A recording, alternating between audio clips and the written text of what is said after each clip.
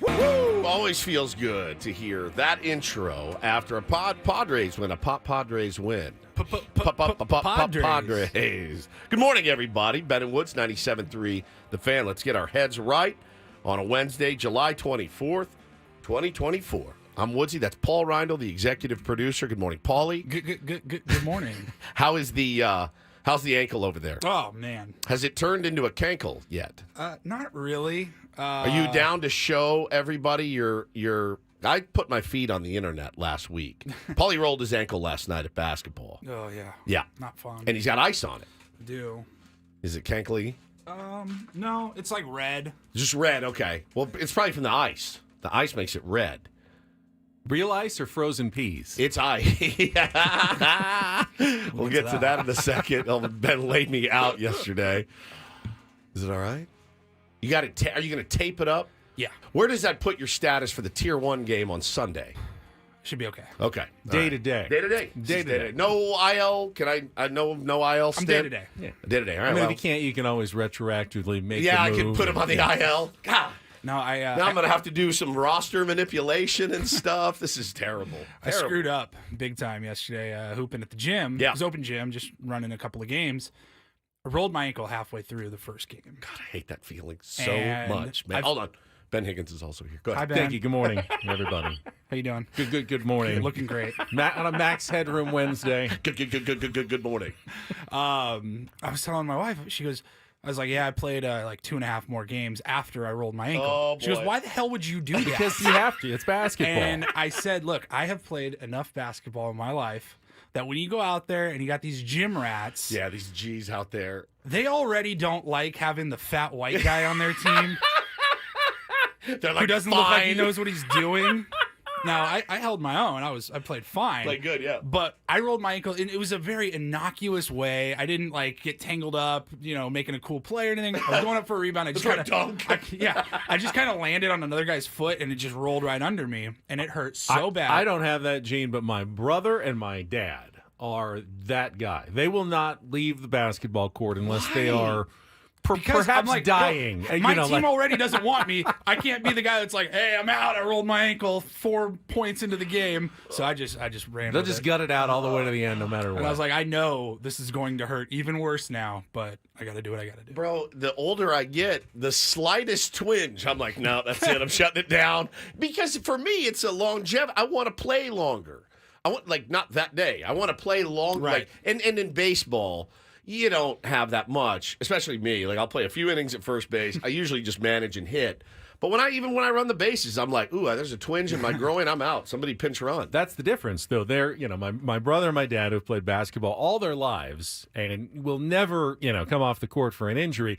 They have to do, the cold tubs, Cold tub, and the QC kinetics and everything just to try to get every joint. Whereas I'm pretty good when it comes to the joints, and the reason why is I feel like the tiniest twinge of anything, Shut it done. down. I shut the mother Done. down. Let's rest for a week. It's different for different sports and different injuries. It is. Like if I was playing baseball, if I was pitching, especially if I had an elbow soreness, I'm not gonna try to gut through that. Yeah, dude. But like a rolled ankle, you're like, I've already heard it. Yeah. It's going to hurt either way. It's not going to snap on me. No. All right. No, I get it. I totally get it. You're young. I'm old. The twinges. I have had a twinge in my groin for 2 years now, and that's why somebody was in there making fun of me for sitting on this lacrosse ball, and I just I jam it down in my groin. I don't do it for pleasure. It's not a pleasure-filled union that I seek with this ball, but I just try to situate it so I'm smashing that twinge all the time with this ball. So I get it, man. I hope you feel better, Paulie. I hope you're good to go on Sunday. We need you as we play the Clam Dusters. You know what that means? What does that mean, guys? What are we referring to? What is the double entendre with the Clam Dusters? Like when you're doing a clam bake and you have dust to it with dust them all, spices or just to make sure they taste fully delicious. You get them. They're a team full of mariners or seamen, and they Seamen. And you have to dust each clam before you boil it. Do you boil clams? Yeah. Do you? Yeah, I think so. I would never know. I wouldn't eat the filthy things. You just got to make sure they open before you eat them. You don't want to pry them open. Those are the bad clams. But if they're open and ready for you, you can eat them. I love eating clams. See my soul just leaving and flying out the window. This is going to be a bit of a weird transition after that. A very weird one. But I wanted to give a shout out to my mom, Mama Woods, who is not that kind of shout out. Not that kind of Okay, shout out. good. No, God, no. This is not a shout out to her family because that would be bad. Paulie, don't. But this is a shout out. This is just a shout out. Shout out. If you're the praying type, the keep someone in your thoughts. Please keep my mom, Marcia Woods, in your thoughts. She is undergoing a lumpectomy today. She had the. We had talked a little bit about the blood cancer that is dormant, and she's got to go get it checked every 90 days or so. That's good to go. She's really good there and healthy. And then they found a lump, so they got to take that out. Take out her lymph nodes this morning. So she's in surgery right now. My dad's listening. And Good morning, Gary. I'm not going to cry about it because she's not at all. Like, she is such a positive person. I mean, I talked to her last night. She's like, I'm going to get it out, and I'll probably have to do some radiation, and then I'm done with this. And she said, it will not break me. It will not beat me. So I'm not going to get upset about it.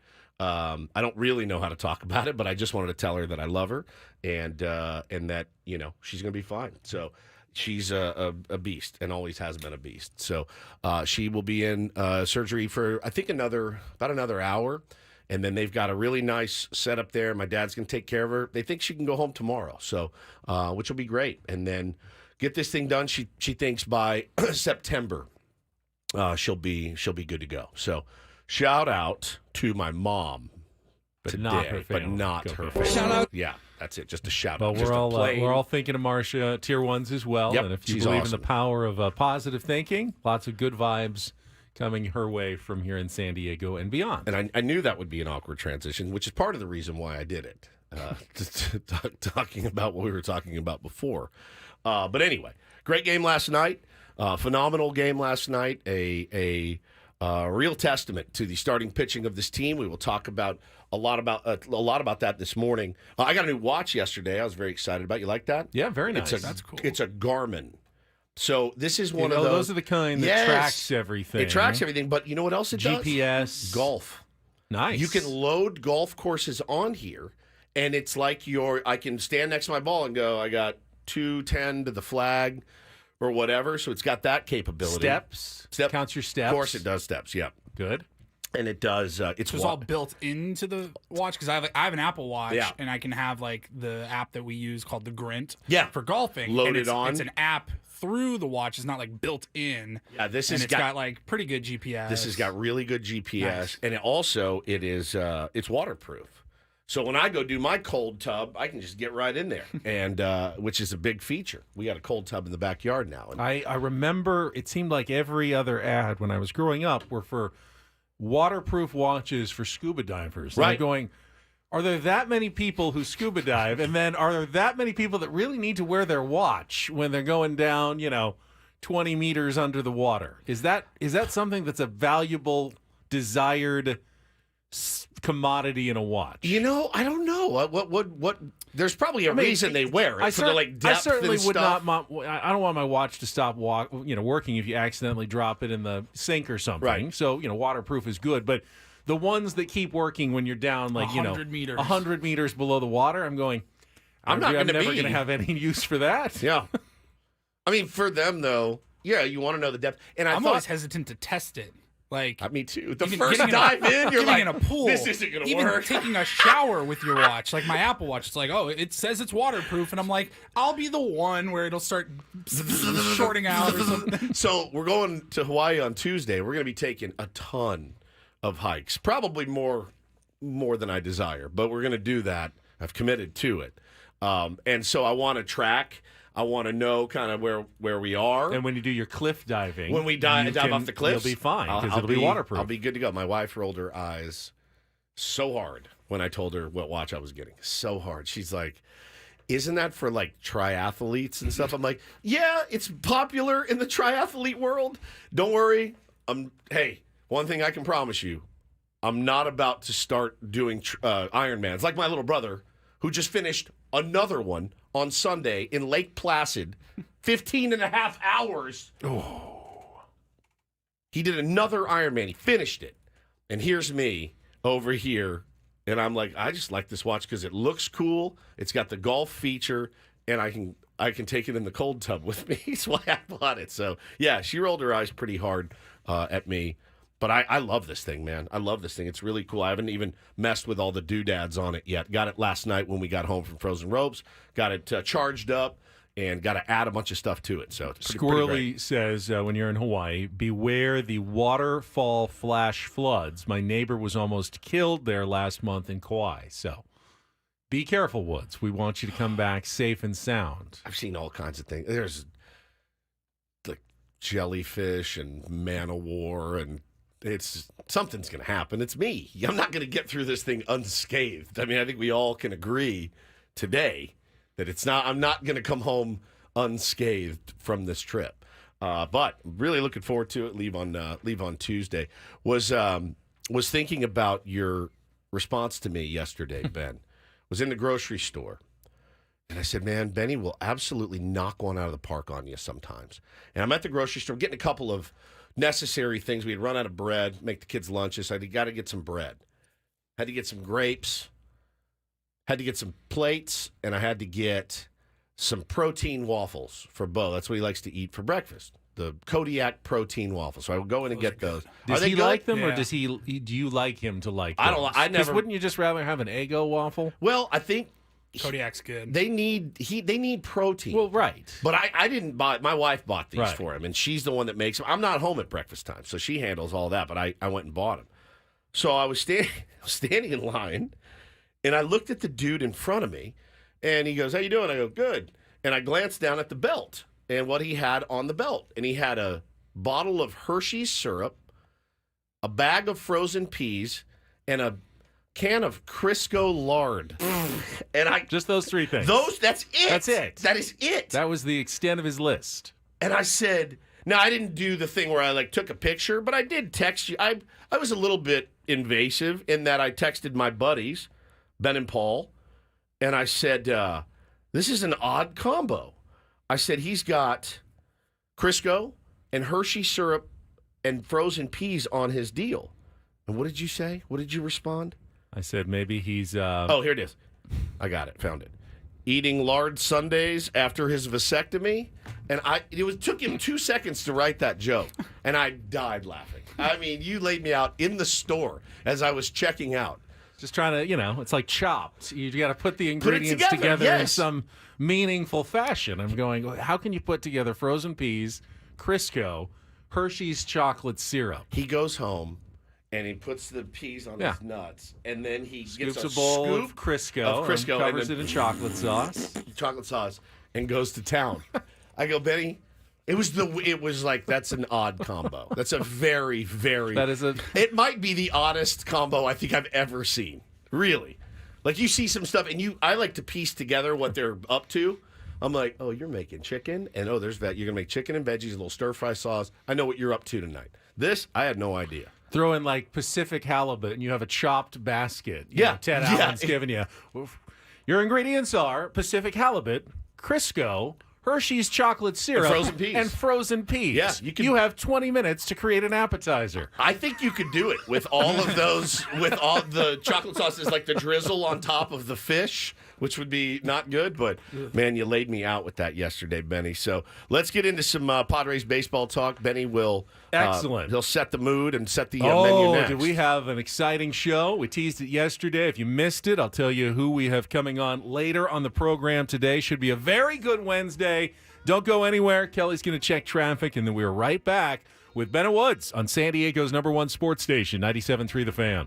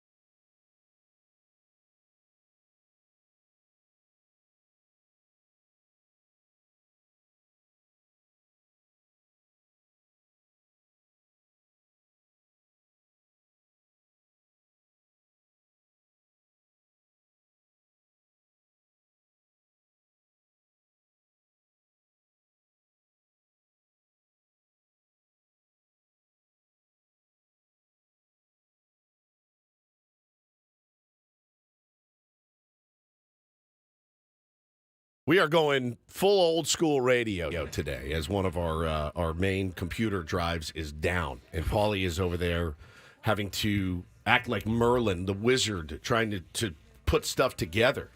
I don't know how else to explain it. Like, we have a shared network drive that the entire station uses. And in that drive, there is a Ben & Woods folder. That Ben & Woods folder has literally everything we have ever done, especially since we started here at 97.3 in June of 2019, and a little bit beyond that. Every Ben drop, every interview, every show clip, every funny bit we've ever done is in this drive. But it's backed up on a secure server somewhere, like backup. I sure hope so. If that. I got in this morning. I wasn't able to open a few files. I was getting error messages, and some would open and some wouldn't. So I called our engineer in, and he was taking a look, and he went to his office and started working on things. And then he texted me. He goes, "Yeah, the drives are bad. I've got new drives on the way. Hope to have it fixed, sometime tomorrow." So if it's gone, like all of Ben's likes are gone, I think everything you've ever said is do gone. I have to like start recreating them? Can I like it creamy. Oh, I like the crispiness of the waffle. That's pretty I good. like a Nickelback song or two. He's a pro. I mean, it all sounds perfect. Give me your oh my God. Oh my God. That's not bad. That's not bad at all. I have that one. Oh, you have Oh my God. Okay, good. I have some that were already like they're logged in. They're not Going anywhere. But if this were to happen, if we lose that stuff, my hair's gonna fall out. I like more of a firm filling. I texted our engineer. I said, "Now, when you get these new drives, I don't know anything about this. Will you be able to recover? Because we're talking years of material, buddy." And he has not responded yet. So I'm I like Jay freaking out. Stigler too. Told you guys like in the Reindl Report one time. Remember we were talking about the college football 25 announcers, how they had to sit in a studio and do for every word. Like, Ganja, aka cannabis. That's what we're gonna have Ben do. I'm gonna lock you in a studio, and you are going to recreate every one of the thousands of Ben drops that we've had. Yeah, I mean, you have to do what you have to do. The gotta show do it. must go on, man. So I think I like big butts. I think what we have to do. So the Padres wrap-up's obviously going to sound a little different today because we don't have the backbone. That for is coming up in some sort of weird version. Yeah, hey, tune in for that because you don't know what's going to happen. And we will I think go I got through the something game. good for you guys. All Okay, right, good. we will go through the game in our 6:35 segment. Huge show today, though. After our regular features, 7:15 with Take on Woods and Don't Do This. 7:35 begins our Big League Wednesday. It's been a couple of weeks. We will catch up with Adam Jones. He went to the All-Star game. He's been all over the place. He's traveling the country, getting a lot of baseball in. So we will catch up with AJ at 7:35. In our 8 o'clock hour, Bret Boone will be back with us, as he has been most Wednesdays. Always great talking to Bret Boone. And then at 9:25, we will be joined by the current holder of the Claret Jug, Xander Schauffele, fresh off his Open Championship win, and talk to San Diego's rising golf star, 2 majors this year. And I thought about it. Xander Schauffele holds 3 of the coolest, sports prizes possible. No, the gold question. medal Gold at medal. the Olympics. Yep, seen it. Seen his gold medal in person. It's mind-blowing. The Wanamaker Trophy, which you might not know as well if you're not a golf fan, but it's this giant PGA Championship cup thing, trophy that you win. Drink booze out of it. And then the Claret Jug, one of the oldest, coolest trophies imaginable. And he's got all 3 of them now. The other one, he needs to win a Masters. Yeah, green jacket is, and then a Stanley Cup, and he's good. A Stanley Cup. That's going to be more difficult, I think, unless he takes his money, buys a hockey team, and they win. Which, hey, absolutely feasible for I think him. he won $3.1 million just for the Open, a record first place prize. So he's on his way to buying his hockey team and winning the Stanley Cup. That would be incredible. And what's the other major? What am I forgetting? The U.S. US Open just has U.S. Open trophy. Yeah, which is awesome. Which is cool, yeah. But the Claret Jug, the Claret Jug and the Wanamaker is Trophy amazing. Are really spectacular prizes to win, and he's got both of them at his in his trophy case now. I saw when we saw him at the Wishbone over at Goat Hill. Shout out to Goat Hill. He brought his gold medal there to show all the kids and stuff, and he had it. And I was right there next to it. I'd never seen one up close. I've gotten the participation medals in school. You finished 4th in the long jump or something at field day.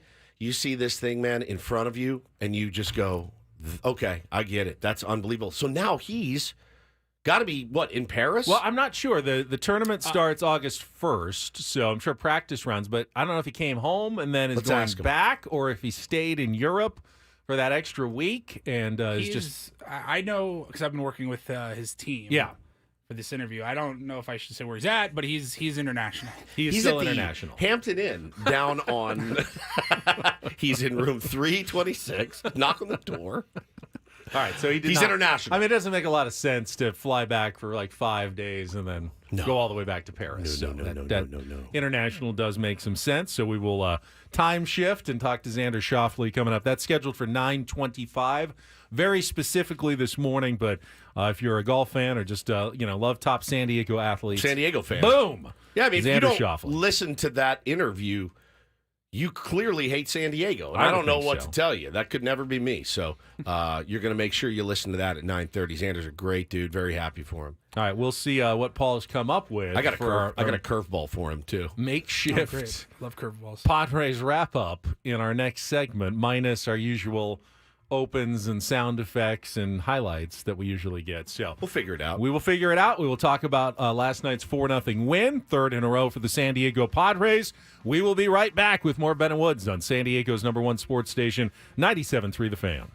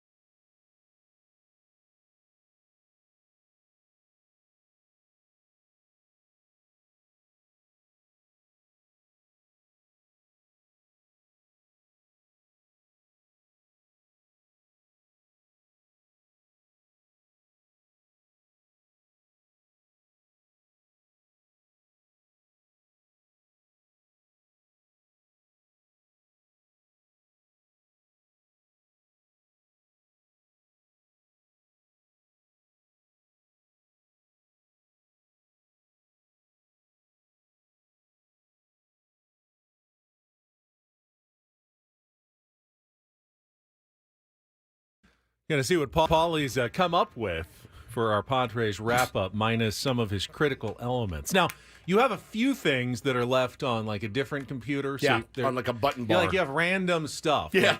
But not Booty, all of- booty, Right. rocking everywhere. Club Pilates. Dan, you do a great job. I broke my back. I still have some. Still have some things. Like I have these, a button bar is what it's called, and I got probably 100 drops saved on those. So we can get by. But we're today. talking like 10,000 drops on the drive that is still TBD. I don't even know what I would do. How did you gain all the weight? Thank God we have that one. Thank Great. God. Ha ha. But yeah, so I don't know how this is exactly is going to sound, but I was able to put something together for a Padres wrap-up because we have to do it. Got to do it. It's sponsored by Hamul Casino, Jamul. And so what I did is I just went and pulled from yesterday's post-game show. If you listen to the Padres post-game show, good idea. Sammy plays the highlights, and he doesn't just play them back to back to back. He interjects and he goes, and then we go to the sixth inning, and with runners on second So we got and third. that too? So Nice. I just put it all together. Genius. All right, we will repurpose Sammy's post-game show for our Padres wrap-up right after this check of traffic on 97.3 The Fan. From the 97.3 The Fan Traffic Center, here's Kelly Danick. Traffic is sponsored by Viejas Casino and Resort. Still a few problems here, guys. One is this crash on northbound 805 at the West 54 connector. It's over to the right shoulder. Also, westbound King Freeway before Spring Street. Reports of a stalled car over to the right shoulder. It looks like fire crews took care of that small brush fire happening on northbound 5 at Claremont Drive, so speeds are looking good there. And in the North County, northbound 15 before Rainbow Valley, 2-vehicle accident over the right shoulder. Viejas Casino and Resort is home to the Best Players Club at My Viejas. Start earning points toward incredible rewards like free gifts, concert tickets, hotel stays, dining discounts, and more. It's time to ditch the other guys and join the best. The My Viejas Players Club, Viejas Casino and Resort. And Kelly Danick with Ben and Wood, San Diego's #1 sports station, 97.3 The Fan. I love winning, man. I love winning. You know what I'm saying? It's like better than losing. Oh, my God. Both young starting pitchers were locked in early on. DJ Hurst started his day with 4 scoreless innings for the Nats. The Padres loaded the bases in the top of the 4th inning, but they did not score. Randy Vasquez was at just 40 pitches through 4 scoreless frames of his own. That brought us to the top of the 5th inning. At first, it was more of the same for the Padres offense. Hurst went 2 up, 2 down, but then it was Luis Suarez who dug in. 1-2, Rise hits it in the air to right field pretty deep. Thomas is backing up. He's at the big wall. Looks up. Gonna go! Luis Rise with his 3rd home run as a Padre. And a couple of pitches after they knock him down, he takes one out, and the Padres lead it 1-0. Padres weren't done, and Jerkson Profar was next. Now Profar steps into one, hits it to deep left and gone over the Padre bullpen. And on back-to-back pitches, they hit back-to-back home runs, and it's 2-0. 3rd home run for Arise, the 15th home run of the season for Jerkson Profar, and just like that, the Padres had a 2-0 lead. Meanwhile, Randy Vasquez kept rolling. A 1-2-3 5th inning on just 10 pitches. Manny Machado led off with a double to begin the top of the 6th inning. He went to third base on a ground out. That set things up for Jackson Merrill. Pitch to Merrill is lined into right field. That's a base hit. That's going to add on. Manny trots home from third base. Jackson Merrill's 2nd hit of the night is an RBI single, and the Padres up 3-0. Vasquez needed 15 pitches for a scoreless 6th inning. He was at just 65 pitches through 6 brilliant innings. He pitched into the 7th and allowed a leadoff double. Padres then decided to go to Adrian Morejon. He finished the inning without a whole lot of trouble. Padres still had a 3-0 lead. Jeremiah Estrada came on for the Padres in the bottom half of the 8th inning. He committed an error, but that was it, a scoreless frame for Jeremiah. Robert Suarez came on, not a save situation, but still just a 4-0 game. And as we've seen Mike Shildt do before, he was not hesitant to go to Suarez. Suarez gave up a 2-out single to Juan Yepes. The last chance for Washington was James Wood. 0-2 pitch. Wood swings and misses. Strike 3. 100-mile-an-hour heater to close the door, and the ball game is over. Padres come to Washington and they continue to pitch a 4-0 shutout win over the Nationals behind Randy Vasquez and back-to-back home runs from Luis Suarez and Jurickson Profar. Well done by Sammy. Well done by Sammy. Well done by Jesse. Well done by Paulie. And well done by the San Diego Padres last night. That fired me up. It was a little bit of a disjointed Padres game for me. I got to watch a lot of it. Then we had to drive up to Frozen Rope, so Bo and I listened to it. Then I had to watch an inning on my phone, and then I listened to the very end. And just what a great. I didn't see the Estrada error. I heard it. I heard Jesse talking about it, and Tony as well. And that play, I don't know why it's such a bugaboo for pitchers, but it absolutely is. The hot shot right back to you, and you see the guys usually will jog over an underhand. Yeah, and it looked like he kind of wanted to do that and then saw the runner was going a little faster than he was hoping, so he decided to kind of overhand push it, and then it just sailed right over Jake's head. Well, way over his head. And Jesse was talking about on the broadcast that Higgy came out and Xander came up, and it's just one of those things where you don't want to let that thing get away from you after a bonehead. Giving away an out is such a tough thing to do. And having now to get 4 outs instead of 3, essentially, it guts you when you're on the mound when you make a bonehead decision. And good veteran leadership there to come over and say, hey, don't worry about it. And he got out of it, got the next guys, and all was well. But a really, really great game last night, Benny. This thing of you throw up and in and then we hit a homer, I can get behind that. So that was a great call by Jesse. Great call. Pointed out that Luis Suarez took one. I mean, it was going to drill him. Yeah. He ended up fouling it off, but it was right by his injured thumb, way up on the handle. And clearly, it's bothering him. You can see it. He hasn't been quite as locked in, probably because of that thumb injury. But then 3 pitches later, the guy who rarely hits an extra base hit and had only 2 home runs all season gets one. I mean, that didn't go out by much, but doesn't have to go out by much. Just first row out in right center, and that's what the Padres needed. Rattled hers, and Jurickson, the next pitch, I think it was. Took one out to left field, and it was they were off and running. It was a changeup down the middle that it's like Jurickson knew what was coming. He leaned on that pitch. He hit that ball. Well, I don't even know the exit velo of it, but he tattooed that thing. I mean, he got it center cut, and he was waiting on the changeup, and he just pounded it.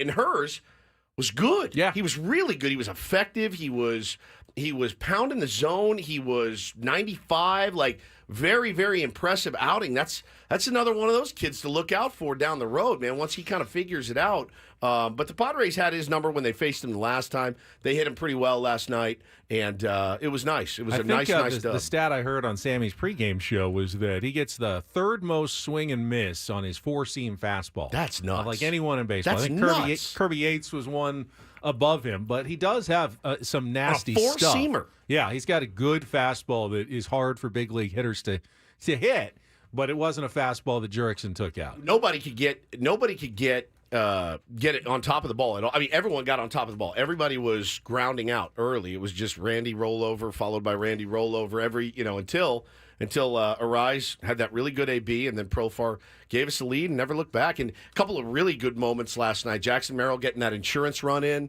was really solid. Manny doubled. Merrill drove him in, right? Yep. Yeah, because Merrill had a really good game. Really good game. 2 for 4.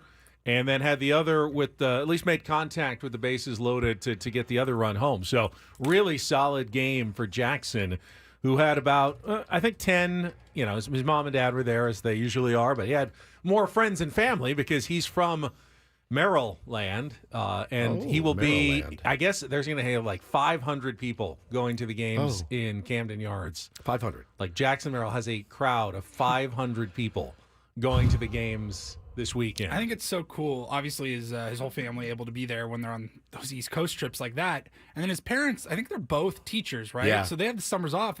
They've been able to see a ton of his games, whether they're here in San Diego. I know they were up in Boston. I think it's great that he gets to get a traveling party with him throughout the year. If either of my kids plays beyond high school, I will be at if they go to school in Vermont, I'll be there. I will move to Vermont. I can't imagine. I get such joy watching them play. I can't imagine what it's like to watch them play at Fenway Park or Yankee Stadium. Or we're like, can you imagine the terror that you feel every time he takes the field or takes an AB? How proud you are? Do you think? I mean, they're teachers, obviously. Yeah. Is Jackson picking up the tab for all the travel? Got to. I think so. Oh, yeah. Got to. But as a parent, I would never want to ask like my child to pay for something for me. I would feel like that would be so hard to do. Now, that's a question. I don't want to ask him that question ever. It's none of our business how they get around. But I do think that's they love being He's making there. the minimum, which all is I was gonna still say, about it's two different- $800,000. If anybody in Manny Machado's family wants to go on a road trip and watch him play, it's a no-brainer. It's on the house.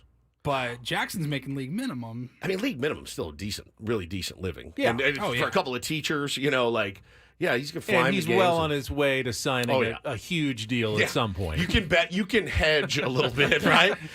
Mom, Dad, I opened up a credit card with a massive limit. We're going to be fine. I'm going to put it on the card. We got it. Just got a thing in the chat, and I'm glad that Braves, let's see, Braves ear Robin 88 says this. This is great because you tweeted about it last night. Hey, Woodsy, was wondering what your take on Kim's 2-out bunt hit was. Watching it last night, I thought the Nats were probably happy to get the left-on-left matchup to get out of the inning. Braves, Robin, 88. I could not agree with you more. Now, I don't want to walk back what I said. I did say yesterday, and I always say, hey, bunting for a hit's pretty cool. But situationally there, you're not playing well right now if you're Ha-Seong Kim. You're not hitting the ball well. You turn it over to Jackson, left side, 95, tough lefty. Jackson, I think, ended up striking out in that at bat, if I'm not mistaken. I didn't particularly like that bunt from Ha-Seong Kim. It's a bad play. It's a bad play. I don't think there's really another side to the argument. I tweeted it out, didn't like it. A couple people pushed back. I mean, he got a base hit. He's been struggling. Do whatever you can to keep the inning going. I kind of understand that, but I really think.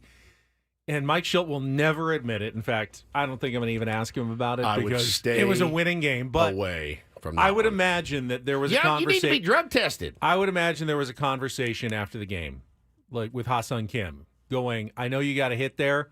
That doesn't really help the team.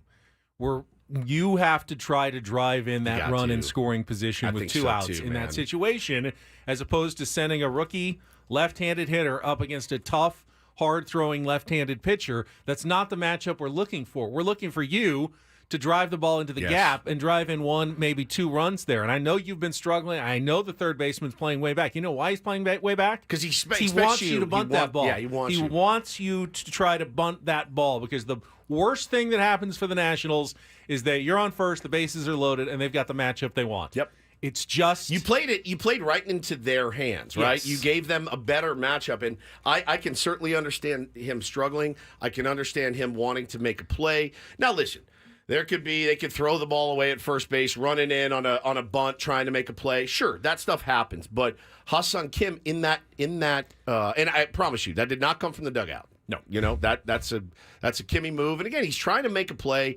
I tip my hat to it, but I also think in that situation, you got to swing away. You got to. I do not subscribe to the Padres fans who think that Ha-Seong Kim is a low IQ baseball player. He's not. But when he's pressing, he does tend to make some mistakes. Base running mistakes. We've seen him fielding mistakes this year, and now just a bad decision at the plate because he's been pressing and he's feeling it. But he's a smart baseball player. He knows what he's doing out there. You can tell. You can tell. The play he made, it was a terrible base running job by Yepes, but the wherewithal to make the throw to third, get that lead guy there if you're Ha-Seong Kim. He's a smart baseball player. He's a good baseball player. He plays really, really hard. But yeah, they absolutely played into the Nationals' hands, and they got the matchup they wanted, and they got out of that inning. So, and by the way, even if Jackson Merrill had hit a grand slam, that's still the wrong decision. You can't go by the result. Someone said, you tweeted that out after Jackson struck out. It doesn't matter what Jackson does. That's baseball. The idea is make the most right decisions possible. Yeah. And hopefully like 30% of the time it works out for you. Yeah. But, and sometimes you'll make the wrong decision and it works out because that's baseball. But that was not, in my opinion, the right decision by Ha-Seong Kim to lay down a bunt there. Yeah, I mean, listen, it's nitpicky after a 4-0 win, and he did make that nice defensive play. But yeah, to get him going, he needs to yak one in the gap and score 2 runs there, and he's absolutely capable of doing it. Now, if we lost some of the audio, question is, do we still have the incorporator from Jesse Agler last night? I was able to pull that. Okay, the good. Setup and the execution. Great calls there from Jesse, especially on that Arise home run. Did you hear his little snark early in the game when Jurickson Profar came up? Jesse Agler said, and the dozens of fans here boo him. I said, God, I love snarky He is an Jesse. assassin. Just boom. He will just get you, and you don't even expect it. All right, so we had Jesse on yesterday, every Tuesday. I gave him his incorporator word. Here's what it was. Jesse, since you're heading back to Baltimore, scene of the original crime, I thought we'd do a little throwback, a food-related incorporator for today, but of course they've gotten much more challenging over the years. So, Paulie, if you would, please. Fenugreek. Fenugreek, an Indian spice with bitter seeds and aromatic green leaves that have a maple-like aroma and are less bitter than the seeds. Fenugreek. Ooh. All right, fenugreek was the incorporator word for yesterday, and Jesse did accomplish the task. Yeah, he texted me. He did it in the top of the 9th inning, and he said, top of the 9th, got it done, ... meh. He wasn't very proud of this one. Oh, no. I'll let you guys decide. I thought he was fine. Fine. But he said, I had a way to do it, and then there was a double play. The inning ended, and things just kind of went quickly after that. So here we go. Top of the 9th inning. Jesse Agler on the call. Coming back from commercial break. Bottom of the 9th inning. Padres trying to close this thing out against the Nationals. The Nats, remember, have won 3 straight, 5 out of their last 6. And the Pods here tonight have done it all different kinds of ways. A little bit of this, a little bit of that. One of those recipes that calls for a lot of ingredients, and they have all been perfect here this evening. Starting pitching, relief pitching, a little power, a little small ball, and it adds up to a 4-0 lead. It's one of those dishes that has the fenugreek and the curry and this powder and that powder. It's all in there. Yep. Says Tony Quinn Jr. I like this. East County Chris says, what if you guys did song or rap lyrics for the incorporator? I could be swayed on that. I could absolutely be swayed. Might be the next evolution. Yeah, you never know. That was great. I thought he did a great job. He's always so hard on himself, but he's really brilliant. It's all in there. Yep. Yeah, it's all in there. Yep. That's great. Jesse, you do a great job.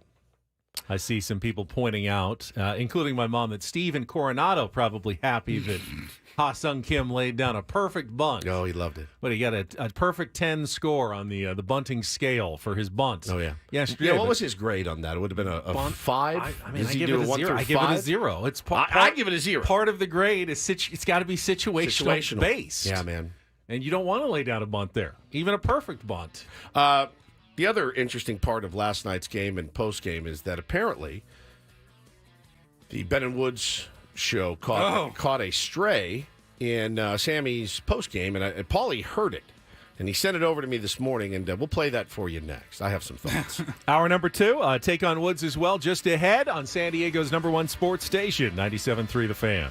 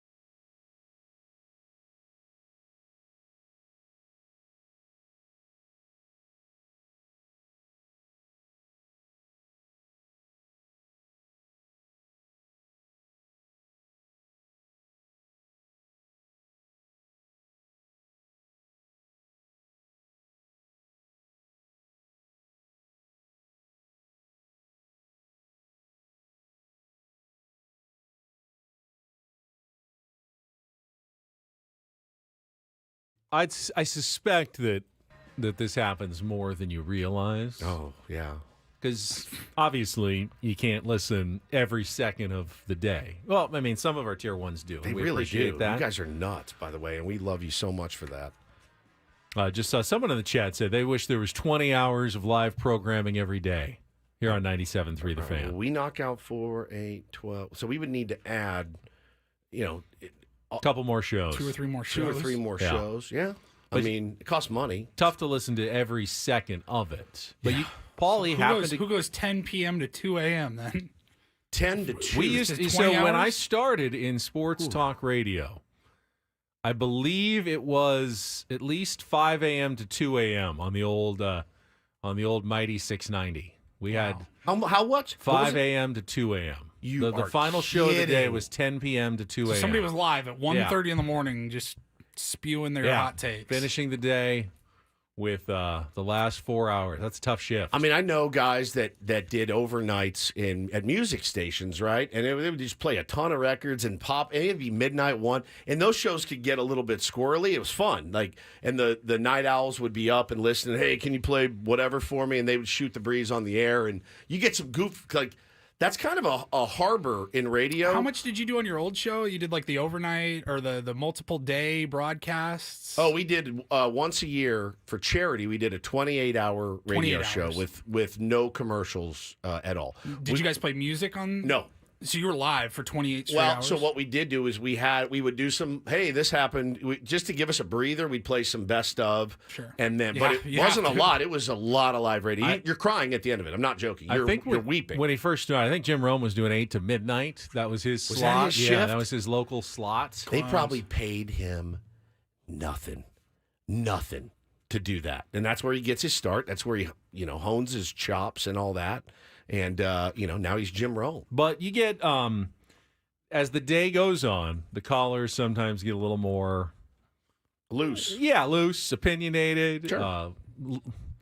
Lubricated, as it were, as the day goes on. So this probably happens more often. But Paulie caught this during the now postgame show that's yesterday. surreal to catch it live. It was divine intervention. That really I was. was leaving the gym and I missed the last 2 innings of the game or whatever. So I was like, I'm going to pop on the Padres postgame show. I want to hear my beloved Sammy Levitt. And I mean, bro, 30 seconds in as I'm listening, I flip on the radio. And I hear Sammy, all right, we're going to take some of your calls next. And I heard this. We lead things off tonight with Mike calling in from Chula Vista. Hi, Mike. You're on the Padres postgame show. How are you? Sam, what's up, man? Doing well. They got to give you your own morning show, Sam. Tell the fan that we want you in the morning. No, I'm good. Ben and Woods do a fantastic job. I'm a tier 1 myself. I don't know about that. Well, no, come on, Mike. Ben and Woods are the best. Come on. I am just fine in my role here with the Padres. Do a great job. I don't know. Do you really care? Do you want to hear his whatever he called in to talk about? No, that's all the trash that he talked. It wasn't that bad. What's his name? Mike. Mike. I'm in the stage of my life where I'm working on my personal growth. Okay, that's what I'm working on. I'm working on me, looking in the mirror more. And I just want to say to you, Mike, I thank you for listening, even if you don't like the show, or I'm not your cup of tea, or maybe it's Ben that you loathe, or Paul. I don't know. I'm guessing it's probably me. It's not me that he it's loathes. Probably me. Let's be honest. But I will say this, Mike. We have a very, very, very deep and special connection with our audience. Very deep and special. I've never experienced anything even close to it. It actually freaks me out sometimes when I think about it. I know that you listen. I appreciate you listening, and you are so more than welcome to be a part of the Tier 1 family. You're so more than welcome. And we may not always agree, and we may not always do the thing that you want to hear, but you're more than welcome in this family, just so you know. So the one thing that I really enjoyed from that was hearing our teammate, Sam Levitt, have our back, which is not something that you get a lot of. And that made me very happy. So again, Sam, what's up, man? Doing well. They got to give you your own morning show, Sam. Tell the fan that we want you in the morning. That was like a very nervous laugh from Yeah. Sam. Sammy's, oh God. Tell the fan that we want you in the morning. No, I'm good. Ben and Woods do a fantastic job. I'm a tier 1 myself. I don't know about that. Well, I no, don't know come about on, that. Mike. Sammy getting after him. Sammy just went 98 to that dude's hip for us. There are some people out there, and I can respect it, that do not want us to ever deviate from sports talk. Yeah, it's hard in this They town. want it to be 100% sports talk all the time. Padres off day, you better be talking about Aaron Rodgers, Right. and Jets practice, Yes. and The Lions what draft. are the Maple Leafs doing this offseason? But even I recognize that it's good to mix some other stuff in, especially in the morning. Got to. And with that in mind, Take on Woods is coming up in a couple of minutes. We need I a bet he loves this contestant. game. 833-288-0973. Mike, call in. Our music trivia challenge that has absolutely nothing to do with sports. Which is why we did it. But you can win a trip to Las Vegas, and it only takes like about 3 or 4 minutes. It's just a nice little palate cleanser before we get back to sports talk. And it's coming up momentarily. So if you want to call in, be our contestant today, dial us up now, 833-288-0973. Before July ends, get your name into the hopper for the drawing for the 2-night stay at the Rio and the dinner and the day bed and the whole shooting match coming up in just a couple of minutes. I do need to thank quickly my son. Maybe it's because I think this is like my 15th straight work day since I got back from vacation. And I'm starting to get a little loopy here at the end. And I got to work yesterday at Channel 10 at about 3:15. And I realized I left my work computer at home. Oh, my God. You can't do your job And I without can't really do my job without it. All my stuff is on there, just like Paulie's server. It's really hard to do. And the traffic is starting to get really bad. Well, it took me almost an hour to get there. And I go, if I drive home right now and come back, I'm not even going to be back maybe in time for my 6 o'clock, much less have time to put it all together. What can I do? But I knew my son was home, and I called him and said, I need a hero right now. I need a huge favor. I need a absolutely huge favor. I'm going to owe you big time. Can you drive my computer down to me off the 94? We live in Encinitas. Oh, my God. And drive back through the teeth of traffic both ways. Both This ways. is usually traffic goes one way, but then it's going both ways. What It'll an be ask. traffic on the way down. What an ask. Traffic on the way back. And without hesitating, he hopped right in the car. Makes me tear up, dude. Sweet angel. Got in, got to me in about an hour, got home in about an hour and 15. Yeah. Just 2 hours and 15 minutes in the car. Oh, my God. Just to get me my computer. And I wanted to thank him for that. I think that is an epic move from Jack. And I would have probably pulled, if I got any pushback, I would be like, do you know how many times? No I push, have- not even a smidge. Not even a smidge.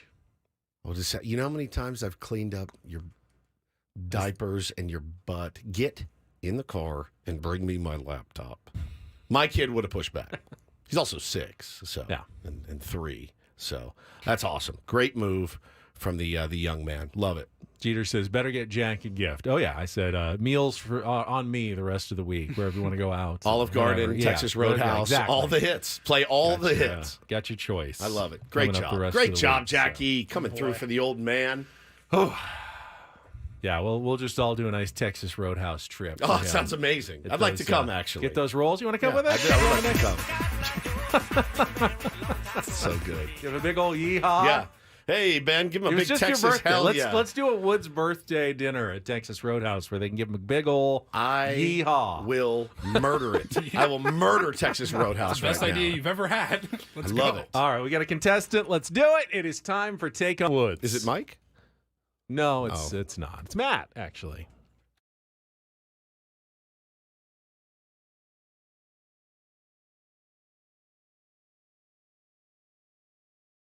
Take on One Woods, brought to you by Valvoline Instant Oil Change. It only takes 15 minutes. You don't have to get out of your car for directions and discounts. Go to SoCalOilChange.com.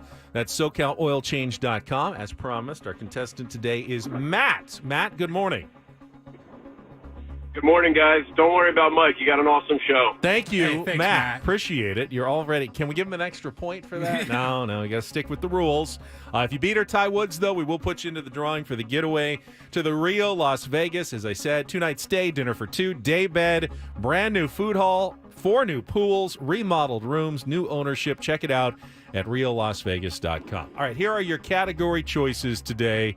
Matt, seen and heard. 5 different song titles, including either the word seen or heard. 3 Times a Lady. 5 song titles featuring the word lady. And in honor of Xander Schauffele coming on later, X marks the spot. 5 songs or artists that end in the letter X. So seen and heard, 3 Times a Lady, or X marks the spot. Matt? Seen and heard. Seen and heard. All right. Again, we are looking for 5 different song titles. They all include either the word seen or the word heard. 60 seconds. Pass if you don't know it. We'll come back to it. First question is the 2-second song. If you give me the title and the artist of the music Paulie plays, we'll give you the point for that one. Maddie, are you ready? I'm ready. All right. 60 seconds on the clock. Again, the category is seen and heard. Your time begins when Paul plays the music. Good luck, Matt. Let's take on Woods.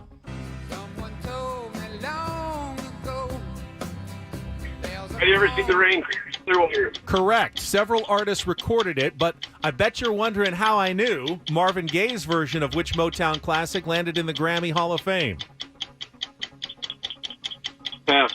Randy Bachman said the recording of which BTO's biggest hits was never intended to be released and was just a joke for his brother Gary, who spoke with a stutter. Pass. The first line of which 7-minute single by progressive rock band Yes is the song's title, followed by Turn Their Heads Each Day So Satisfied I'm On My Way.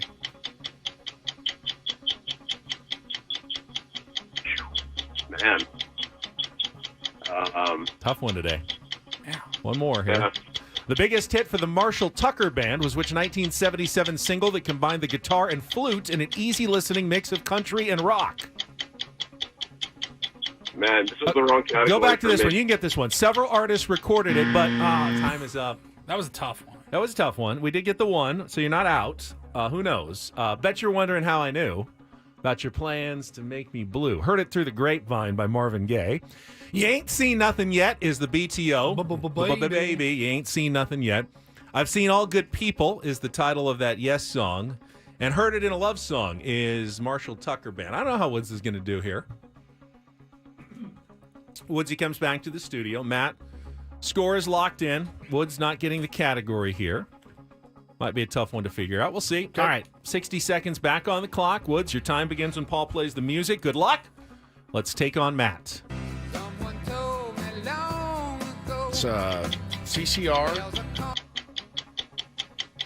Have you ever seen the rain? Correct. Several artists recorded it, but I bet you're wondering how I knew Marvin Gaye's version of which... Heard it through the grapevine. Correct. Randy Bachman said the recording of which of BTO's biggest hits was never intended to be released, was just a joke for his brother Gary, who spoke with a stutter. Ain't seen nothing yet? Correct. Ooh. The first line of which 7-minute single by progressive rock band Yes was the song's title. Roundabout? No. Oh, the crap. biggest hit for the Marshall Tucker Band was which 1977 single that combined the guitar and flute in an easy listening Heard mix. it in a love song. Correct. All right, you got 4. And you would have gotten the last one, I think, if you waited. Damn it, sorry. First line, you won though, 4-1. Yes is the is the song's title, followed by "Turn Their Heads Each Day So Satisfied I'm On My Way." You know you get the category. No. It says seen and heard. Have you ever seen the rain? Heard it through the grapevine? You ain't seen nothing yet.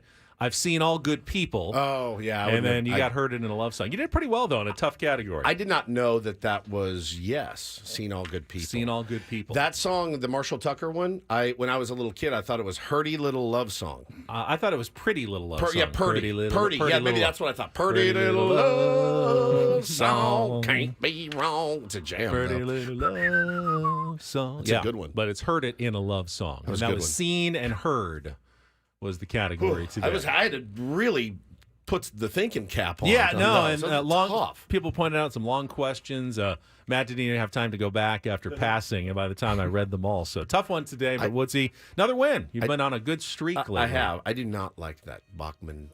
I don't either. Baby. One of my least favorite songs of all time. We still actually. have not done our worst songs bracket, and we'll do it in the off season. That's in there, I think. I would Why agree. the hell didn't we do that last week during summer break? We were sitting there. We just didn't do it.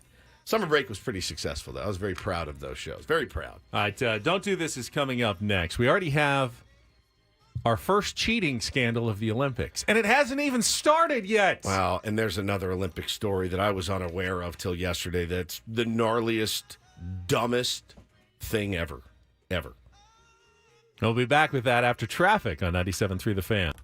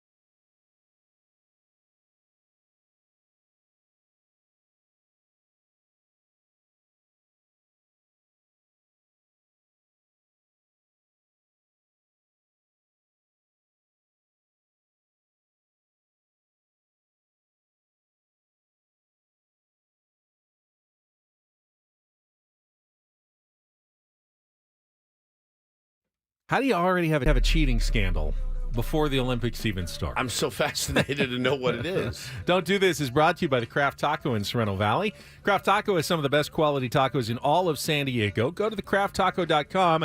Take a look at their happy hour specials today at thecrafttaco.com. Well, I'll tell you, the opening ceremonies are not until Friday, but competition about to get underway in the soccer tournaments, and the teams are already there working out in Paris and practicing ahead of their games, including one of the very first games, Canada versus New Zealand women's soccer. And the New Zealand Olympic Committee has already filed a complaint because they were at practice, and guess what? They spotted a drone flying over their practice. What? A drone Oh, my that was being operated by a staff member for the Canadian women's soccer team. Bill Belichick's like, You we want- can use We drones. can use drones now? Maybe he's coaching now that he's no longer in the NFL. Maybe he's on to Canadian women's soccer. The Canadian Olympic Committee said that a separate drone incident on New Zealand training on July 19th had come to light. As a result, Canada head coach Bev Priestman said she would remove herself from overseeing Thursday's game against New Zealand. They call it an unaccredited analyst, like a non-official staff member of the team, but it doesn't seem to matter. They're part of the team, and they were flying a drone over the other team's practice. I'd say that's a pretty big deal. Pretty big deal. Yeah, Pretty well- big cheating scandal already at the Olympics. Man, you want to talk about scandal at the Olympics. I sit down yesterday when I get home for lunch. I open up my phone and I'm scrolling some news. And the first time I've ever heard the name Steven Van de Velde, Ben, been included on the Dutch beach volleyball team. But the problem is with Steven Van de Velde, he is a convicted child rapist. Raped a 12-year-old English girl. He did 4 years in jail, 3 counts of rape against a child. He was released after serving only 12 months at a Dutch prison, then resumed his career. And they are isolating him from the rest of the people at Olympic Park. It seems like a really, really great lengths to go to protect a child rapist. You would think that when you're convicted of raping a child... There are a lot of teenage athletes Bro, at the yes. Olympics. Are you kidding? And you would think, and I think I read even in his sentencing, the judge was like, your dreams, your Olympic dreams, everything is over. Turns out, no, he's actually competing. And this was the most shocking thing. Peter van den Hoogenbond. He's a former Olympic champion swimmer. He is the Netherlands chef de mission. And he says, I'm surprised by the reaction. I'm surprised by the fuss. He's been active in international sport, the beach volleyball world, for some time. He's played in World Cups, European Championships, and World Cups. But then you see things that are different around the games, that things are exaggerated. He's not going to downplay it. We have to respect that and help him as a member of the team be able to perform. I don't think that that's incumbent upon you to protect a child rapist. I wonder if he'll end up facing La Costa Canyon's Chase Bunninger, who's on the U.S. Olympic beach volleyball team, the former NBA player. Again, like there has to be some sort of line. Like he did his time and he's out of jail, but like that's one of those lines I think that you can't. They kick somebody off for smoking cigarettes In Japan, they're like, this guy's fine. She has some alcohol and cigarettes. Different countries have different different rules, I guess. How does that happen, dude? How does that happen? The fuss, they called it. I would say child rape is a fuss. Yes. I would be fussing. Are we talking about the Dutch? The Dutch. Bro, come on.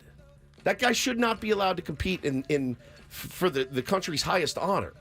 He's not an honorable person. I don't get it, man. I really don't.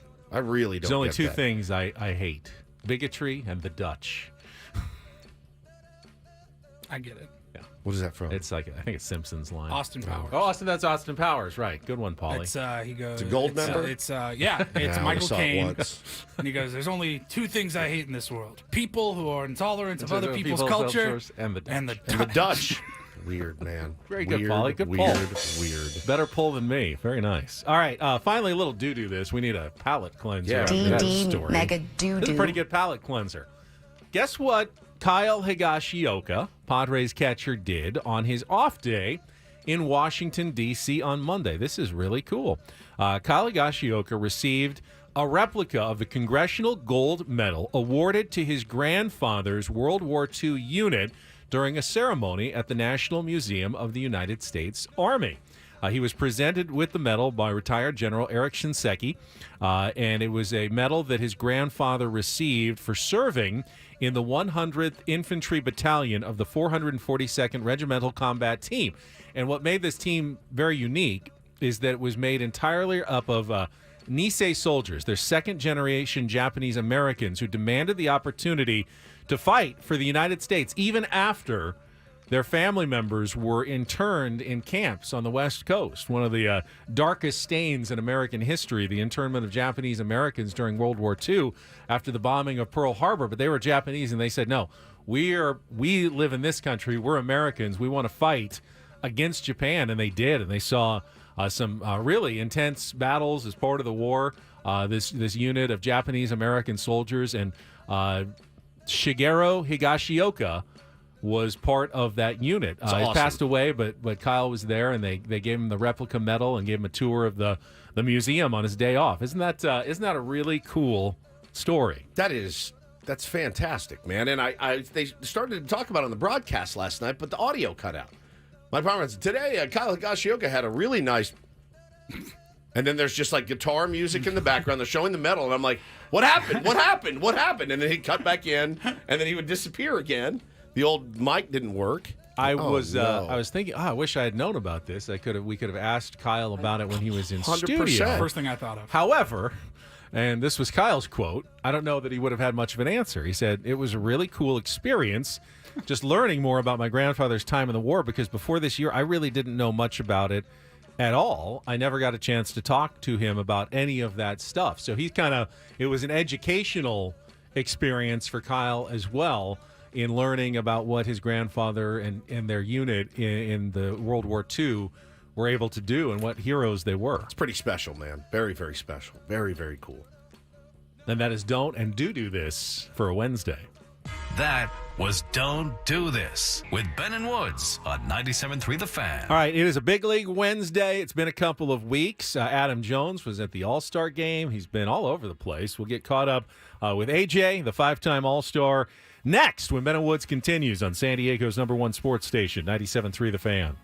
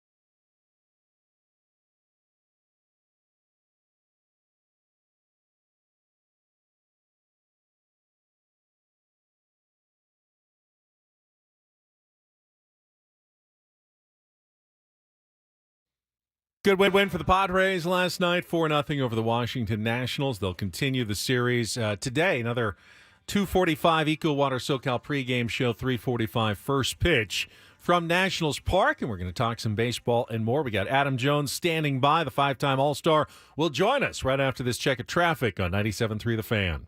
From the 97.3 The Fan Traffic Center, here's Kelly Danick. Traffic is sponsored by Valvoline Instant Drive-Thru Oil Change, your trusted instant drive-thru oil change.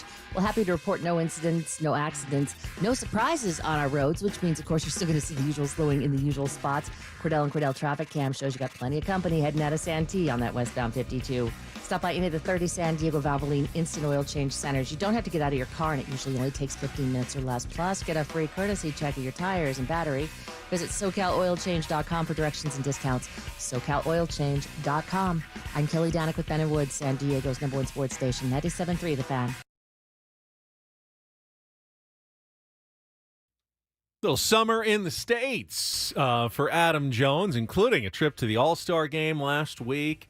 I think I saw he's heading to Milwaukee coming up here, and the 5-time All-Star joins us right now here on Ben & Woods on 97.3 The Fan. AJ, good morning to you.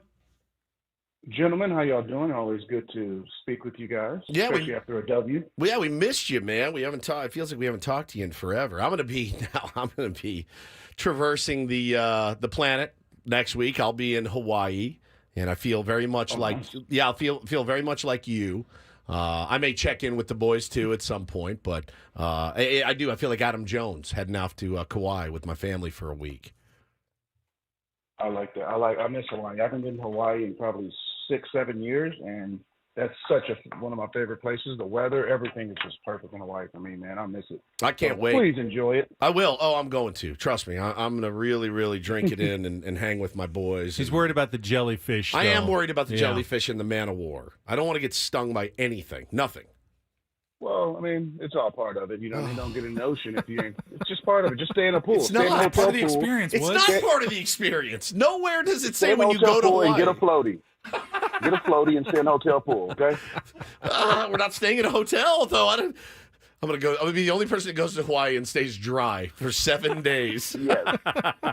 So, what is... you won't be dry. Yeah, that's true. That's true. It's you'll moist. get wet at some point. Yes. What was the All-Star experience like for you? A 5-time All-Star back at the game, home run derby, seeing those guys. Give us some of your highlights. The All-Star game was fantastic. It's, again, 32 first-timers, so young guys getting to share it with their families and just getting to just be around the specialty of this event. I told these guys, especially Oriole guys who I know a little bit better, I said, hey, cherish this, man. You're getting to spend time with your teammates, but you're with the best players in the league. Your families get to enjoy this. Your families are the ones who are really going to enjoy this, because for the players, it's annoying, it's hectic, organizing everything. But I just told the guys, let your family really, really enjoy this and soak it in, because you'll always be an all-star. So just take this in, ask questions. Again, you're with the best guys right now in the world. So take it in and ask questions. And it seemed like everybody had a great time. The home run derby was great. The skills competition was a little weird. I think it was a little weird. I think I could have won that right now. I was just bunted the whole time. But I think the whole thing, the game was great. Having schemes start, I think that was just good for the powerness of the movement of the youth of baseball. And it was just overall, it was a great event. And Cap, who I'm with, we had a great event. Always being around the guys, just putting out and promoting our positive energy and promoting this game. Love that, man. And I know your feet are in both camps. You know, you're watching the Padres every night. You're watching the Orioles. Pretty gnarly injury last night with Jorge Mateo, former Padre, collided with Gunnar Henderson. The arm went the wrong way. And, you know, a lot of people are saying now, okay, does that pave the way for Jackson Holliday, the heir apparent, you know, to come back and get another shot in the big leagues? I actually saw him, AJ, mentioned in trade talks, which is crazy to me. Like, and I understand he scuffled at the big league level, but he was one of those guys, can't miss. The pressure on him has still got to be through the roof. What do you think they're going to do? You think they're going to bring him up? I don't think they're going to trade him. Well, I wouldn't trade a 1-1. That's very, very no. Especially a few years after he was 1-1. It's not like it's 8 years ago. I mean, again, he's still 20. For me personally, there's no rush with him. Maybe Connor Norby, since he's an older guy, college guy, can come in and fill in until see what figured out with Mateo, just for the bridge. I think with Jackson, I don't think having him be I would say like a relief. I don't think that's what you want him for. You want him to play. Like, hey, you're going to play. You're going to play 145 games. Yeah. Not like, hey, we need you for the weekend. That's and then we're true. gonna send you down. Like, you can't do that with him. Me personally, I don't think that. Unfortunately, you do have guys on the bench and on your roster who you can do that with, especially older guys who understand these moves a little bit better. So I think that's why maybe Norby. But I heard, maybe Mullins, and then you're talking about Mountcastle.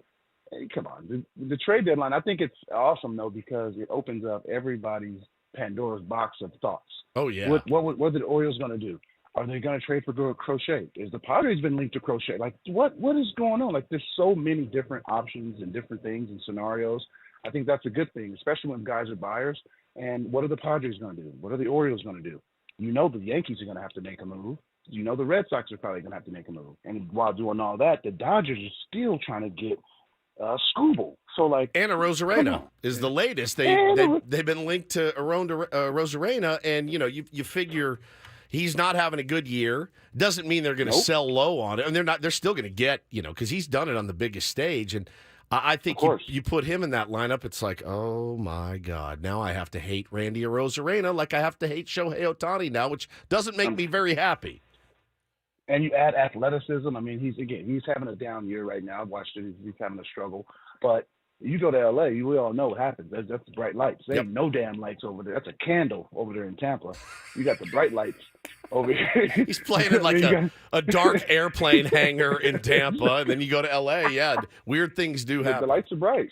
You know what I mean? And, like, him being around Shohei, being around Mookie, being around Freddie, Teoscar, like, these are things that just juice you right on up. And I would hate to see him go to L.A. because over it could be over a 60-game span. He can be one of the best players in the game, and that can be very, very scary when they already have 3 of the top 5. Adam Jones is with us, and Padres obviously heading to Baltimore this weekend. I think it's just going to be Manny's second trip back. Yeah, since he was a member of the Orioles. What's that going to be like? What are the feelings about Manny in Baltimore still? All these years later. Well, I think it's mostly love. Obviously, you got those aficionados who Manny didn't do this and he didn't do that. He didn't do that. Yeah, Manny raked and he played unbelievable defense. Jesus Christ, he didn't run out every single ground ball. Okay, we got it. Okay, that's what you want to cry about. The guy played his ass off, and to me, a lot of people, they always cry and complain about that. What I hear from them, but also to that, there's a lot of guys that say, "Man, I ain't seen nobody since Brooks Robinson play ball like that." And it's a good thing now that the Orioles do have a young infielder like Gunnar Henderson, like Westberg, to be able to. I would say throw away Manny's time there, but like fans were able to move forward now and continue to move forward because now they have a generational talent in Gunnar, which I believe Manny is the same kind of guy. He's a generational talent. So I just think that, I'm going to be there Friday, so I'm going to be excited to see the crowd reaction. I'm going to have one of my AJ10 beers and just watch a good baseball game, and hopefully – and that's going to be a mixed emotions, right? It's the game where I can't lose. Yeah, right, yeah, the win-win. The win-win. So I can't lose. I can't lose this weekend, but who do I cheer for? See, there's like the silver lining. I'm just going to cheer in the bathroom. Yeah. What do you know? What jersey are you wearing? You cheer for both, right? Like you're just excited to see good baseball and your guys do well, and hopefully it's some good ball games. Padres have been playing some better baseball. I think like all of us coming out of the break, stumbling 7-0, you lose. You're like, this is going to be a rough second half. They rebounded. They beat a really good Guardians team. They are pitching their asses off right now. Every single guy in the rotation is just taking it on their back right now, and it's just been so impressive to watch. And I love it, man. It's so fun to watch guys go out and compete and be in the zone and just attack hitters. It's been great the last few days.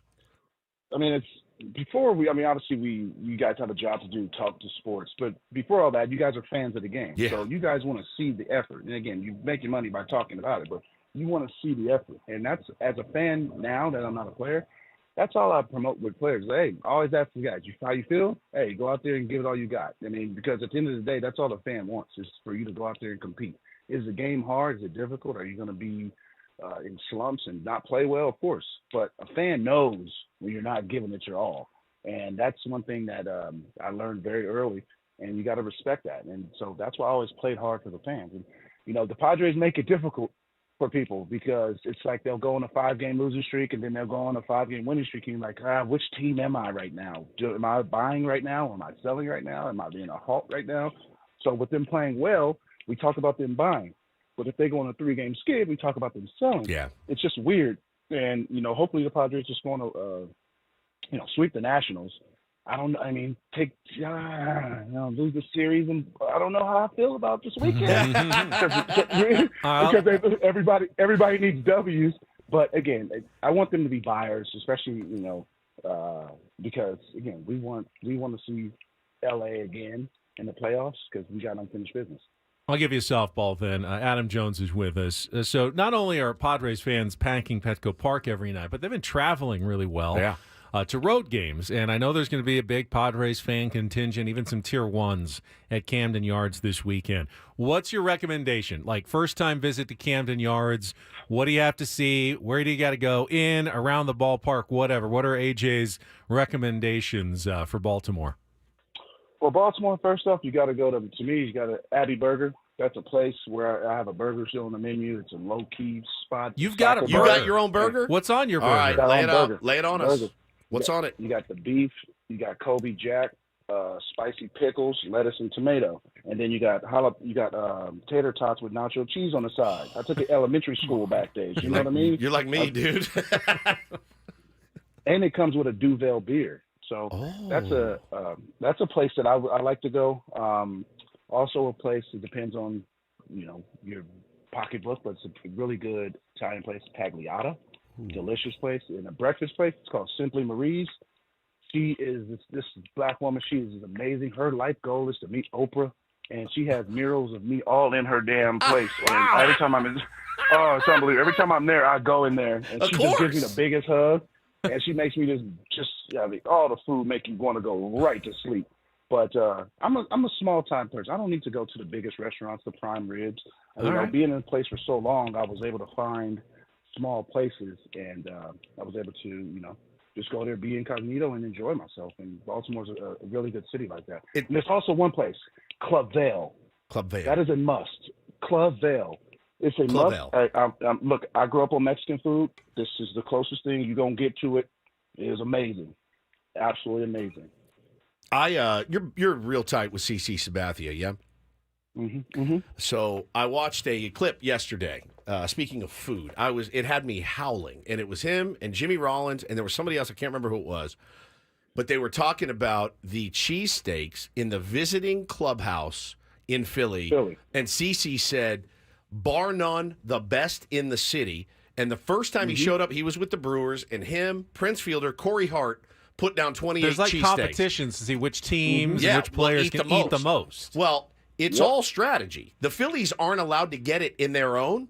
They do it because apparently you eat one and you're like, you fall asleep. And so these dudes, they actually said, CC told a story. He goes, when we went back with New York, Joe Torre took him out of the clubhouse. We were not allowed to order them. Jimmy Rollins said, we wanted them so bad, but we knew what they would do to us.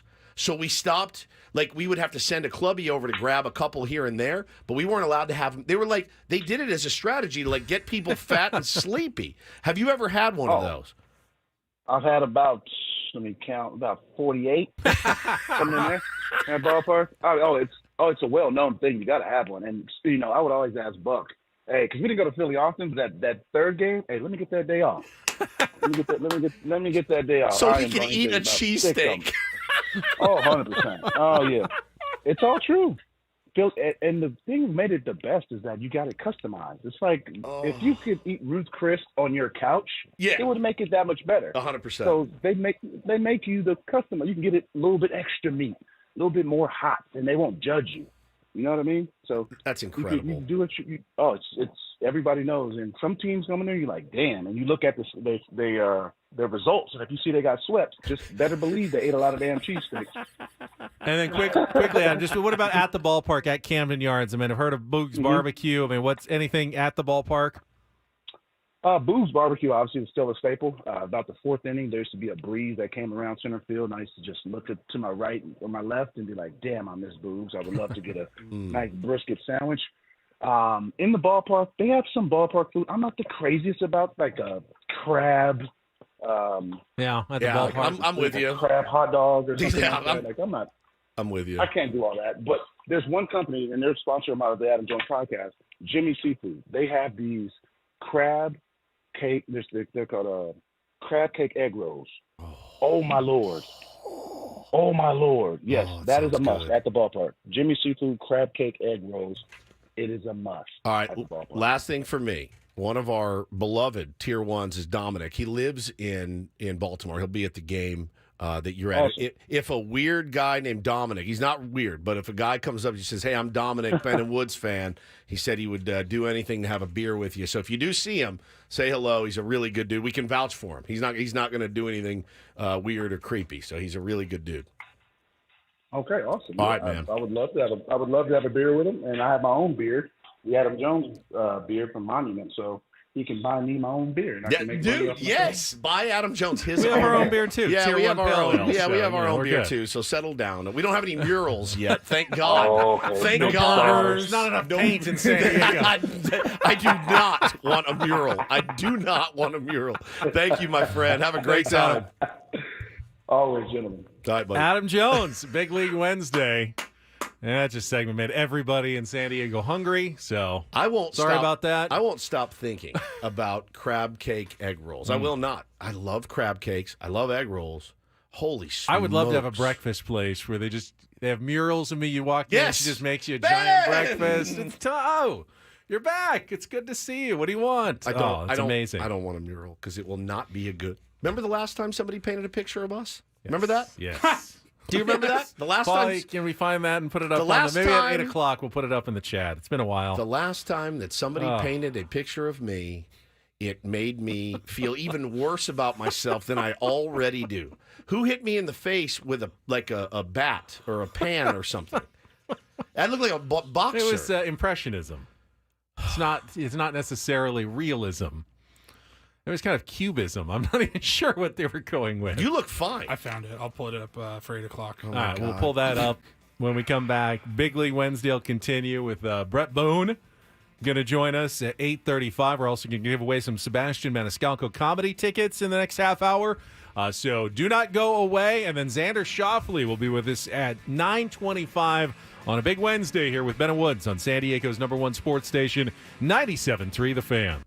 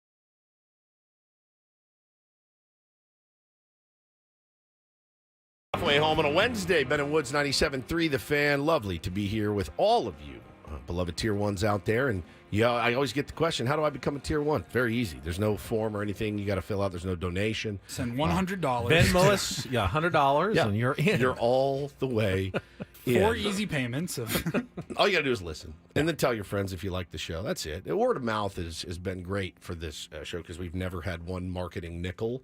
So you guys are actually the ones responsible for our success, not us. Not us at all. You guys telling your friends, hey, listen to Ben and Woods. It's great. It's great. If we ever did have a billboard or anything like that or a painting promoting us, I hope actually it doesn't look like the one that was hanging in the foyer of our old building. It's something that's like a tradition there, and they've been doing it forever. And I was so honored to work at that station and have my own picture. I think it's in the Louvre now. And then they painted Ben, and he was a bigger guy back then. I look fat. Let's just be clear. How did you gain all the weight? Oh my Lord! And then there's our old executive producer in the middle of us, and then he looks great. He suit and tie. He looks sharp. Weird how that worked. And then there's your old pal Woods, who apparently that's not Paulie. No, apparently I just went like 4 rounds with Conor McGregor, who smashed my face in. And I mean, it is a really bad representation of me. And I no offense to this person that painted it. Maybe you were in a hurry. That's the only thing I can think of, because I look like Did they go to the San Diego County Fair and have one of those guys, the caricature quick sketch drawers? Yeah. What happened to my nose? I don't have that nose. No, that's not your nose. That's someone else's nose. Somebody says, Ben looks very happy. Yeah, he was fat and happy. Fat and happy back then. Do you have a crustache there, or what's going on? Yeah, there's a bit of the facial hars. You got the double chin down. You would so not have let you massage your wife. No. That is real. Paulie's now zooming in on it. I mean, it's the nose that really was. I mean, I'm tipping the scales at least 370. I think in that picture. Your eyes are like really close together. They are. Beady. They're beady. Beady eyes. Yes. It's not what you look like. You don't have beady eyes. No, you do not. This is pre-glasses. Yeah, that was in the receptionist area when you walked into the station. First thing if you you were saw. a guest, if you were there to pick up a prize, and they had them all on the wall, framed. They looked good. Yeah, there's Darren Smith, Jim Rome, Darren Smith, Rome. Scott You're and BR. Everybody looked great. I'm hanging with these legends up here. This is amazing for me. Now- I can't believe then the unveiling happened, and I felt like, what was it, Ronaldo? When he saw his, was it Ronaldo's statue that does not look Right, does not look at all like him. Yeah. And that thing went on the wall, and I went, oh. Everyone's saying my hair looks good, and it does. Hair does look but, good. You know, I just. get the old blue Padres hat on. Yeah, man. Now, when that station went under, it's kind of a free-for-all. Everybody grabbed a bunch of stuff. Craig Elston literally walked out with like microphones, and I remember he's like, "Hey, look what I got!" Storage unit. I'm like, what is going on? I didn't know that we could just take stuff. But before all that went down, my girl Elaine was like the office manager. Loved Elaine. She was the sweet best. angel. She pulled me aside and said, "Hey, I have something that you might want." You remember the guy that we replaced at that station? Yeah. And at this station. Yep. Maybe he can get the job at the #1 station in like LA or New York or something. Like I don't a high-paying I don't gig. want to move though. I know, but he falls up and we come in and replace him. It's true. She had his horrible caricature painting. It was the greatest. And I took it. And you have it. And I still have it. You still have it? It's in storage. And my wife goes, "Get rid of that." I said, "Absolutely not. Never. I'll get rid of you before I get rid of that." 100%. It's you or him, and It's a family heirloom. It really is. I could sell that for like $4. Yeah. Are you kidding me? I bought his autograph on eBay. It was like $3, I think. We hung it here in the studio.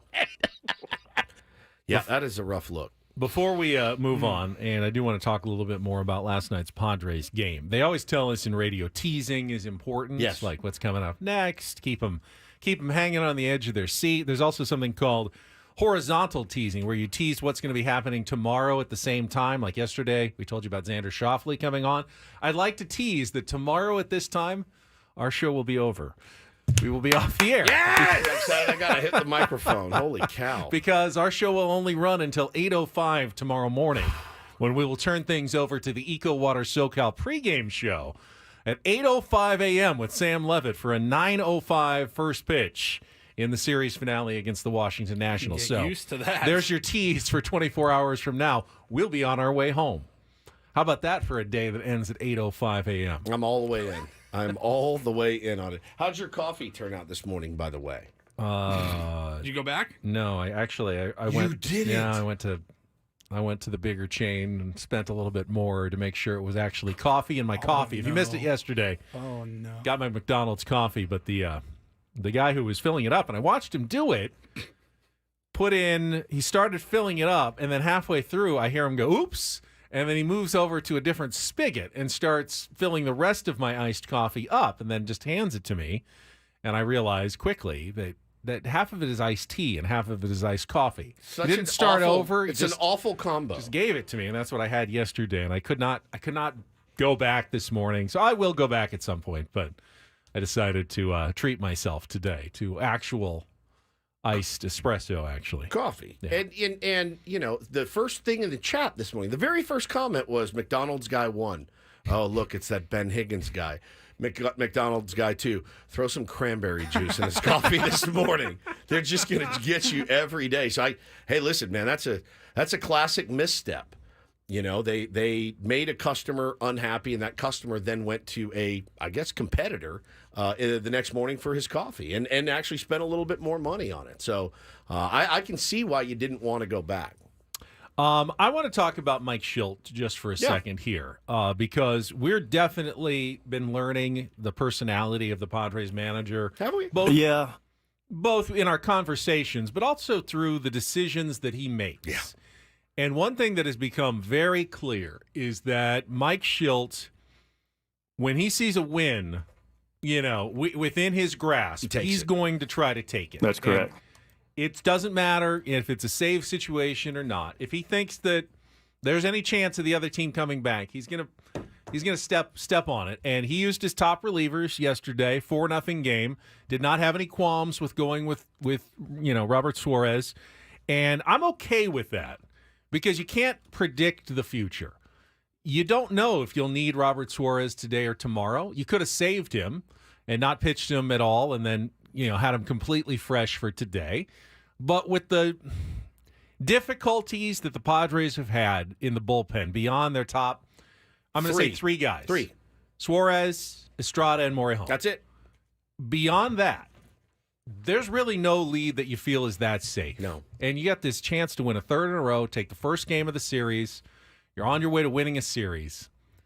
I'm okay with the decision to just step on their throat and put the best guy in and make sure you win that game. And then you take your chances with the next game today. Maybe you're up by 7 this time and you can go with a different option. Or maybe you're down by 3 and you're like, boy, I wish we had used Suarez yesterday when we had a chance to get him some work with a lead. I'm all right with that, but that's clearly part of Mike Shildt's makeup. He sees a win, and he does not want to take any chances in letting that win get away. He doesn't pussyfoot around with it Jesus at all. God. I got a DM last night from Steve, and he said, is Vasquez on a pitch count? 6 innings, 68 pitches. They pull him or an innings limit and bring in Suarez in a non-safe situation? What if we need him the next 2 games? Make these pitching decisions make sense. As far as Vasquez goes, guys, he is such a unknown commodity still. And he gave up the double. I have no problem. Because what happens if the next guy yaks one out? That lead's now cut in half. You know what I'm saying? Like, he had given up, I think, 2 doubles in his last 3 batters. So, yeah, like, hey, man, let's take this good fortune. Let's send him out on a high note of really doing a great job and hanging a 0 on these guys. And let's let the bullpen come in and continue to hang zeros. Keep in mind, and again, the pitch count was low. It was. And if they needed him, if they were up 8-0, they probably would have just let Vasquez go. But it is the 7th inning. That's the deepest he's ever pitched. And even though it's not that many pitches, it's still up and down 7 times to get out there. And Vasquez does not get a lot of swing and miss. So I think he only struck out one batter the entire game. So a runner on base, the next guy's probably making contact somewhere. Contact could then fall in. It could be soft contact, but you bloop it in. Bring in Morejon, you've got a better chance. He gives up almost no hard contact. He gets a lot more swing and miss. Ended up getting out of that inning really quickly. Got the force at third on the base running mistake and the nice play by Kim and Manny, and then quickly got a double play to end the inning. So, I'm sure he's available today if they needed Adrian Morejon again with how little he was used yesterday. And you got Randy Vasquez out with a really good feeling, another good start, a confidence builder for him, someone that you're probably going to need to rely on continually down the stretch here because at this point, he's your fourth starter. Even if you get Musgrove back or even if you make a trade, he's still 5-6 at best. You're going to see him over the course of the rest of this season, and that was a good outing for Randy Vasquez. Yeah, and I just don't have a problem with that. What bugs me sometimes is again, it's not a Mike Shildt problem, right? It's not a Mike Shildt problem at all. It's a Yuki Matsui, Austin Davis, Sean Reynolds, and Stephen Kolek problem. That's where the issue lies, is that there is not a lot of trust there. And I think for good reason. Now, he has given guys shots in high leverage. He gave Yuki one last Friday against Cleveland, and Yuki got the job done. He gave Yuki another shot the next day in way less high leverage at all. It was very low leverage, and he got the job done. Gave Kolek a shot in high leverage, didn't get the job done. So you're a little bit up against it when we don't have the Phillies bullpen, Ben. We don't have the Diamondbacks bullpen where you just like every guy comes in throwing 98, with movement. It's just they have what they have for now. That's why the bullpen remains something that's very important to address. Bill says, no need to put Suarez in a non-save situation. Now he can't close if the next two games are tight. There's the risk there that they'll have one-run leads the next 2 days.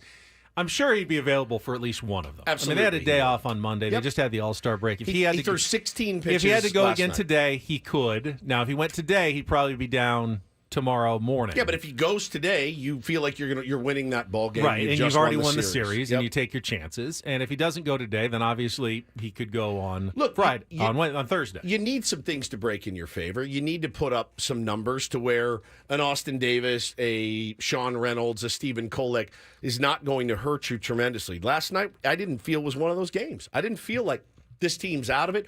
We had an 8-run lead against these guys, and they came back on us. Right? Does everybody remember that? So you 8-5, and they had the tying run at the plate. The tying run at the plate, yes. And they hit one looked like it was gone. Correct. Right? Yeah. So you don't think Mike Shildt remembers? We had an 8-0 lead against these guys. I'm not going to F around with a 4-run lead when I've got these guys rested and healthy, and he won a ball game. Why are we complaining about winning a ball game? He's not. I don't think he's going to put his pitchers in harm's way. Right? And if Robert Suarez says, I can't go, he's not going to make him go. So, again, that 8-run lead that they blew is definitely fresh in his mind, as it should be. What a great turn all the way through the starting rotation, though. Oh. 4 guys. I think I saw after the game the stat was 0.69 ERA since the All-Star break for the starters. 1 run in 27 innings, the last 27. No, well, because they had the 8th inning on Friday. Which just for the starters. Though. Oh, just starters, yeah. So Waldron gave up 1 in, 7 innings? And then Cease had his gem, and then King had a gem, and now Vasquez with 6 shutout innings. Yeah. So, and then since that 8th inning, it was something like 1 in 27 one since hit then. or 1 run on 8 hits, I think, in 26 innings or something ridiculous. Now, I saw someone in the chat earlier goes, talk about the starting pitching. Yeah, it was really, really good. It's been really, really good. Do we think that it's going to continue? I hope so. Is there any reason to think that, okay, now they're good with their number 1 through 4, they just need to find a 5? Not yet. The one thing that they still have lacked all season long is consistency. So you don't want the tractor beam to show up today and Back to the 500 drag mark. you Yeah. back towards 500. You got a really tough series in Baltimore, really tough. And I get every starting pitcher is going to have clunkers throughout the course of the year. Yeah, you don't want to be the one though that breaks the streak. Matt Waldron today is going to, and he has really pitched well. Doesn't get any run support. Got another lefty on the bump today. Is that gone away now? The left-handers or the bugaboo. I mean, we scored 4 runs last night. It feels certainly a little better than it did for a while, where they just could not beat a left-hander. So, well, I think Donovan Solano has helped. Getting Xander Bogaerts back will help with the lefties. So it's a different lineup. Was he going to play? I think he'll play today, would be my guess. Maybe even the next 2 days. We'll talk about that coming up. Let's take a quick timeout. I got some Sebastian Maniscalco tickets to give away. Also, you know what? I'm not throwing you under the bus. I'm going to throw us both under the bus here. This sounds great. Embarrassing Padres things that you should probably know if you're a radio host and didn't know. Oh, boy. I'm embarrassed. Ben and Woods edition. I'll wear it. Coming up next. Oh, God. After traffic here on 97.3 The Fan. We can't be the only ones. You have to be honest with us. Yeah, you have to promise that when we you'll be admit honest. what we're going to admit, that you're going to say, I also did not know that. Next on 97.3 The Fan.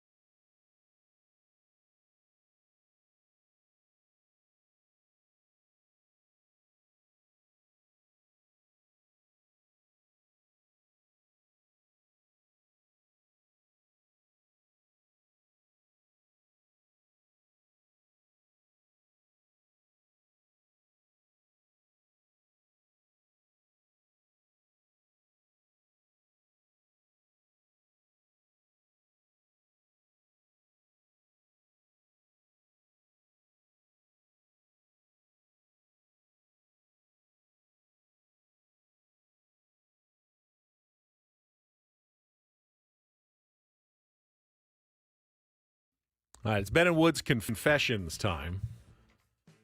I'm not proud of this. I'm not. You're either. not proud of it I'm either. actually really embarrassed by it, but But I would like to know if you're in our chat and want to chime in on YouTube, or you can tweet us at Ben and Woods if you were unaware of this as well. Because Woods texted, and I had to nod in the same thing. When the Padres put the lineup together yesterday, and they had Bryce Johnson out in the outfield, batting ninth. And then he came up to the plate for the first time in what was that, the third inning, I think? Yep. And he was batting from the right side of the plate, not the left side of the plate. Yeah. We were both kind of shocked. Did you know he was a switch hitter? I didn't. I thought he was a lefty. I thought he was strictly. I thought he was just a lefty. I thought he was strictly a left-handed guy. Are we sure that he wasn't just doing some bit or something? I could have sworn that guy was just a lefty. There's a guy on my team that he's hitting really well, and he'll just sometimes when we're up big, he'll go, I'm going to hit left-handed. And he does that. And I thought, is Bryce Johnson doing a bit right now? Drew a walk. I mean, didn't really have to swing the bat. I feel a little better. Okay, some other people are doing the same thing. Now he doesn't. Zach said we don't even know if he's a hitter. That's a good point. Fair. I did not know that. You guys don't. You know this about me. My attention span is not great always. It's weird that I like baseball, don't you think? Like, isn't it weird that that's my greatest love is baseball of all things? When my attention span is what it is, and I'm oftentimes at home, it's bedtime and everything else, and it's hard to sit and watch a ball game. And holy smokes, man! I when he walked up there right-handed, I go, "Who's this?" I was like, I think we even said on the air yesterday, "Well, Bryce Johnson won't be in the lineup. Who can play right field? Because obviously he's a left-handed hitter." I had no earthly idea. I'm gonna try to call up his splits for the season as a. Versus lefty. Apparently he has 10 at-bats this year versus left-handed pitching when presumably we missed them all. He was batting from the right side of the plate. And, I don't remember any of them. Now that's real. He doesn't have any hits from the... no, maybe that's why. From the right side of the plate. He's an 0 for 0.000 average. Doesn't have many hits from the left side. He has walked 3 times, including once last night, as a right-handed hitter. Which, neither of us were aware of that. I mean, as a lefty, he's batting a robust 182, and as a righty, he's batting a not so robust 0.00. Got some good good wheels though, and plays defense. Yeah, they need Tatis to get back. I mean, I know you can't rush it because then you're risking even longer term injury with the stress reaction, but man, that would be a major upgrade. And Peralta's done a nice job against righties, which is why we haven't seen Bryce Johnson as much lately since he's been out there. But defensively, David Peralta's not the same player that he used to be, and Johnson does give you that speed in the outfield. Yeah, there's the latest in the rumor mills. I believe this is from Dennis Lynn's latest. It's that the Padres league sources said continue to inquire about both hitters and pitchers ahead of the July 30th trade deadline. I could kind of assume baseball players. They're interested in baseball players. I had assumed it was going to be pitching only, and I don't want to read the tea leaves. Hopefully it's just a big nothing burger. But it says their interest in the former, being the hitters, might have something to do with Fernando Tatis Jr.'s uncertain timeline and a possible desire for insurance in case Suarez re-aggravates his thumb injury, which I thought he did last night before hitting a home run. Their need for pitchers is well known. So AJ checking in on both sides of the ball here. Yeah, offense and defense. you do need, you could upgrade with another bat that can play the outfield. Yes. But then if Tatis does come back in a month, now you've got a couple players that. But you also have a couple players that are expendable at that point. Yeah, I mean you don't even you haven't even gotten Donovan Solano into a game yet in the second half of the season. Like a right-handed hitting right fielder would be decent right now, but then when Tatis comes back, you really have no spot for that person that you just acquired. Thought he could DH. He's a pinch hitter. Yeah, but you already need your DH in the infield every single day. Yeah, potentially. If everyone's still here. Or you're sitting in a Rise, or you're sitting a Bogarts, or you're sitting a Cronenworth. If everybody's healthy, you need your DH in the infield. So you can't really add another bat that you can get into the lineup. Oh, but you can. You can add a bat because a bench, as we know, is still very important in the playoffs. And if you make it to the playoffs, it's important down the stretch run. And again, Toddy's coming off an injury. How much can he really play? So there's a lot of moving pieces to this, but I guess it doesn't surprise me that he's actually I think searching. a bench is more important for the 162. Once you get to the playoffs, you don't really need much of a bench. I mean, I don't know about that. I do. You've got a designated hitter. You're going to keep your best hitters out there. Yeah. How many times did Bob Melvin use his backup catcher in the playoffs? I mean, that's an anomaly. He should have. He should absolutely. have. I don't know what happened, zero. but he absolutely should. You're going to play your best. Never know. You're going to play your best players. Occasionally, you've got a platoon guy where you're going to go right and left, and in that sense, you'll use your bench. But once you get to the playoffs, it's very, very rare that you see bench players getting in that much. A pinch runner here or there. Important. Yeah, well, they have plenty of pinch runners. Yeah, they do. That's not the issue right now. But in terms of the bats, there's just not enough. There's not a need for pinch hitters without pitchers hitting anymore. It's just very rare that happens. They're putting in more defensive replacements at the end of the game than offensive replacements. That's true. That is true. Let's take a time out because Bret Boone is going to join us next. It's a Big League Wednesday, host of the Bret Boone podcast. Talk about everything going on with the trade deadline coming up on Tuesday. Next with Ben and Woods on San Diego's #1 sports station, 97.3 The Fan.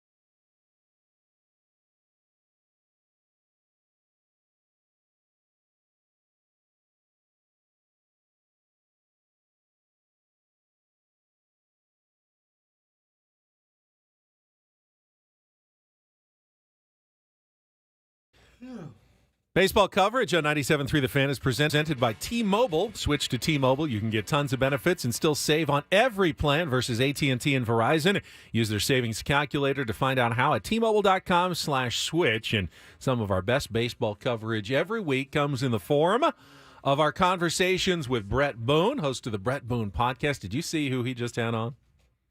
Was it Bo Jackson? Bo Jackson. Bro. We'll ask him about that and more right after a check of traffic here on 97.3 The Fan. From the 97.3 The Fan Traffic Center, here's Kelly Danick. A couple of problems in the North County. Pickup truck caught fire on southbound 15 before Deer Springs Road. Everything's in the center divide. Also, a collision involving a couple vehicles on Camino del Sur on-ramp to westbound 56. Cordell and Cordell traffic cam still shows this crash in the East County on westbound 8 before Greenfield. Couple cars in the center divide, one over to the right shoulder. I'm Kelly Danick with Ben and Woods, San Diego's #1 sports station, 97.3 The Fan.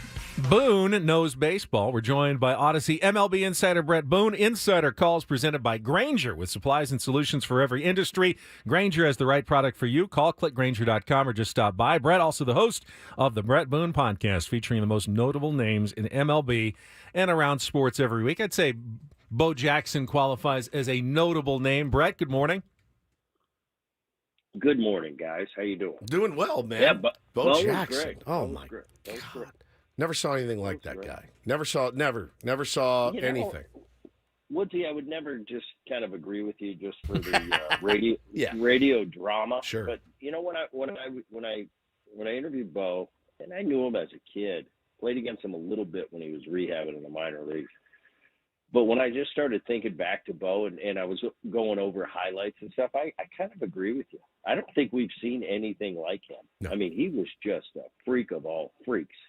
And I say that in a very endearing way. But, yeah, he was something, man. The arm. I mean, everything. The hose Everything. piece that he had, and he made some of the gnarliest throws. The catch he made in Yankee Stadium where he ran up the freaking wall and ran around it, like he was a magician. He was like a cyborg. It was like, here's the football. See that white line at the end that extends? Go. That's good if you go past that. He was like a man. He was unbelievable. The speed. When he ran into the tunnel all the way through on the touchdown, his presence on the field. It's almost like on the baseball field running the base. It's almost like you heard him run by you. It's bizarre. It's bizarre. He was something pretty darn special. I asked him how much money he'd make in the NIL if he was at Auburn right now, and he just started laughing. He said, "I would have never gone pro." Right. I mean, I heard we were talking about it. I was talking about it with somebody yesterday at my son's baseball practice, and I think the backup. I think Arch Manning, with All In this year as the backup at Texas, is going to make millions of dollars, like multiple millions of dollars as, the backup, the heir apparent, the incumbent. But that's insane to think about guys like Reggie Bush, Bo Jackson, how great they were, Vince Young, all those guys in college, what they would have made. It is Dion. Dion. Oh my God, it is a brave new world out there, Booney. Yes, it is. It's awesome. Did you go? You went to the All-Star game, yeah? I did not. Oh, you did not go. I thought you did go. No. Did you watch it? I was going. I wasn't going. Ended up not going. I ended up having an event in Seattle, so no, I didn't do the All-Star. I caught bits and pieces of it. I'm a bits and pieces All-Star guy. I'm a bit, the home run derby, and I'm a bits and pieces guy. I did find something. It finally came clear. I said, how are these BP pitchers throwing such good strikes? They're throwing from like 4 feet. Yeah, it's like overhand soft toss with, and I know those balls in the All-Star game. They're always pumped up pretty good. So I mean, they're like pinnacles. You're hitting those. So I know. They want the show. I get it. I hit in the home run derbies, and those balls are just jumping. But it's like you're throwing from 4 feet. It seems like it's kind of easy, and it turns into kind of a marathon, and who's got the best cardio? Yeah. Who ends up winning the home run derby? So I think we're at a time. I think it's run its course. It's been entertaining. It's been great.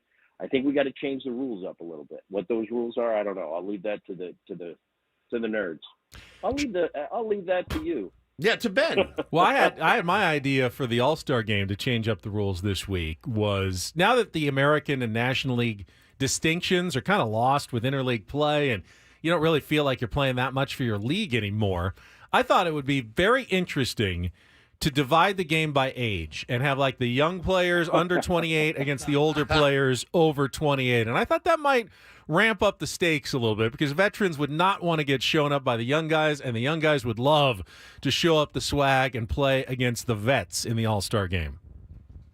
Well, how about this? How about the unis? Let's talk about the. Okay. Well, that's everyone agrees on that, Brett. Everybody. No, but it's. Do you remember the old commercials, the less filling? Yeah. Bob Uecker tastes great. Yeah, it's like the Uecker or Rodney Dangerfield. Yep. That's what those unis look like. Because I'm all, I got kids now. I'm the traditional. I love the whites at home. I love the grays on the road. I didn't like the alternative uniforms. I didn't feel good in them. But I've come around a little bit. I like kind of some of the new unis I'm seeing, some of the new look for 2024. I think it's cool. The All-Star game, you're pushing the envelope, guys. You're losing me now. You're losing my progressiveness. I'm pulling back on you. Get rid of those. I know everybody doesn't like them, but I've been trying to roll with Major League Baseball in their new way. I couldn't roll with that one. They make it difficult sometimes, Booney. I'm with you 100%. Talking to Bret Boone here on Ben and Woods this morning, and they can make it. I kind of fall somewhere in the middle of traditionalist, and I like a lot of the new stuff as well. But man, trade deadline is something that we can count on every single year. Being a part of the Padres team, essentially, nobody is safe. You got to be feeling, if you're a prospect right now, you're probably a little bit on pins and needles. If you are a couple of guys in that clubhouse, you're probably a little nervous about what could happen in a week or so. AJ Preller's always super active. Your thoughts on the Padres, what they need to do and what they will do? You got to go out and get some pitching. You got to go get some pitching. I don't worry that much. Tatis, to me, you need to have him back. You need to have a healthy Tatis. I know he's starting to do baseball activities now.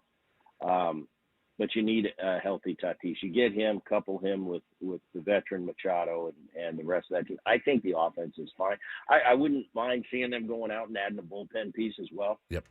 Suarez at the end of that line is pretty darn good. But I'd like to see him add a bullpen piece. I think this is a playoff team. I think this is a team that can go deep in the playoffs. And I think with that roster in place right now, you got to go out and really add. Offensively, I think you're fine. It wouldn't be a big deal to me if you didn't add anything offensive, but you got to go add maybe a starting pitcher, and you got to add a piece in that bullpen with the up in the air of Darvish and Musgrove. So I think you got to definitely add a piece there. As far as the division, no, the interesting thing around baseball, it's not just the Padres. It's every fan base, every team. Are we going to add? Are we buyers? Are we sellers?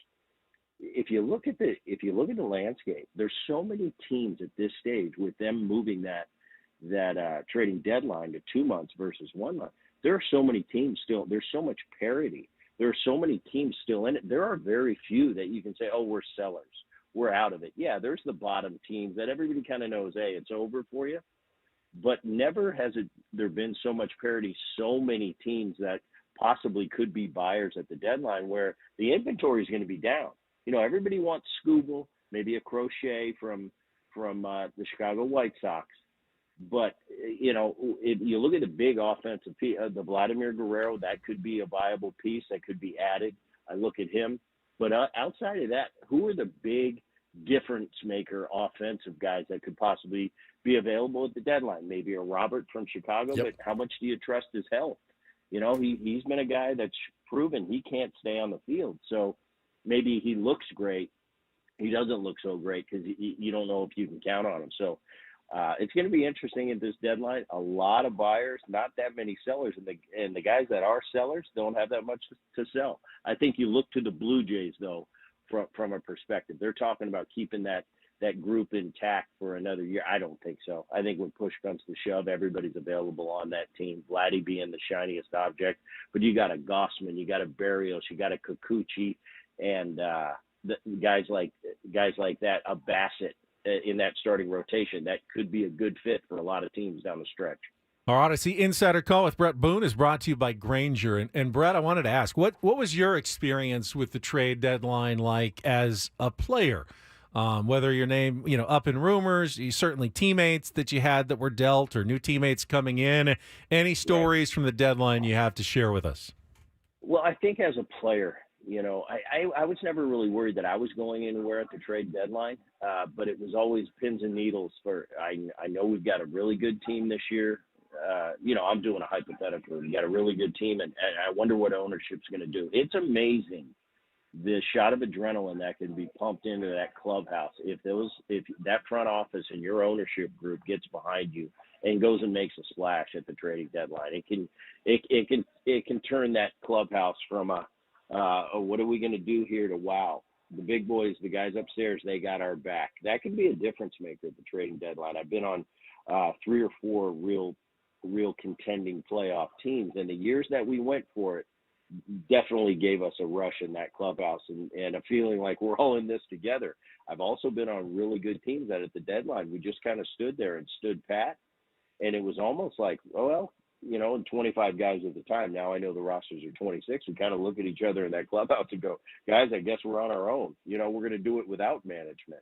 So it can really be a difference maker from a psychological standpoint for the guys on that roster, those 26 guys down there, whether you make a move, whether you stand pat or heaven forbid, if you sell at the trading deadline when you're still in the hunt, man, that's a real quandary where you go, wow, management, I guess they're telling us what they think of us right now. They don't believe in it. So it can be a psychological positive or a psychological negative that I don't think anybody really ever factors in.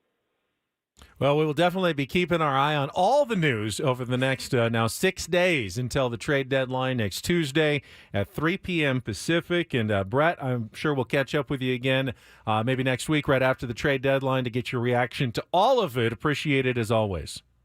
You got it, guys. Thanks, brother. There he is, Odyssey MLB insider Bret Boone. Insider Calls presented by Grainger with supplies and solutions for every industry. Grainger has the right product for you.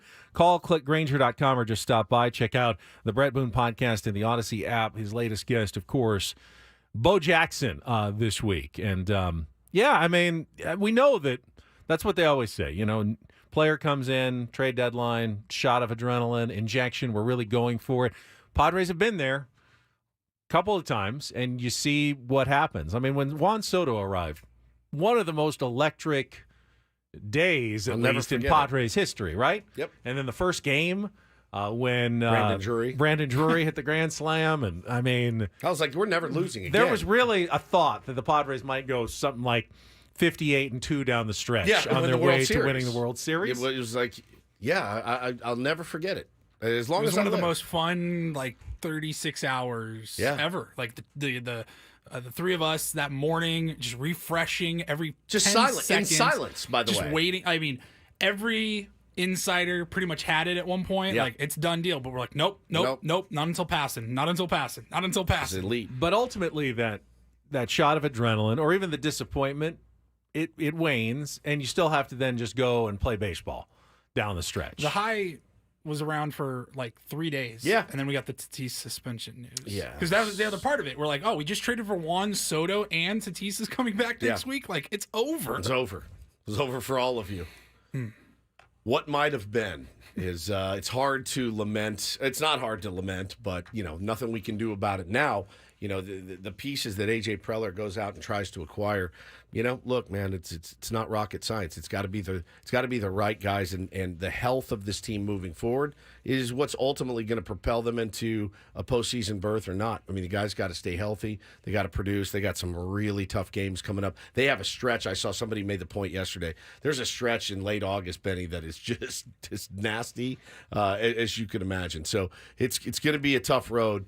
Win today, you win a series. Got Open champion Xander Schauffele coming up in about 30 minutes. Before we get to the top of the hour, though, I still have those Sebastian Maniscalco tickets to give away. If you want to win them, let's do it right now. Comedian Sebastian Maniscalco coming to Viejas Arena on August 16th. Tickets are on sale now at Ticketmaster.com, but you can win a pair by being the third caller right now. 833-288-0973, 833-288-0973. Win a pair of tickets to Sebastian Maniscalco coming to Viejas Arena on August 16th next month. Less than a month away. Yeah.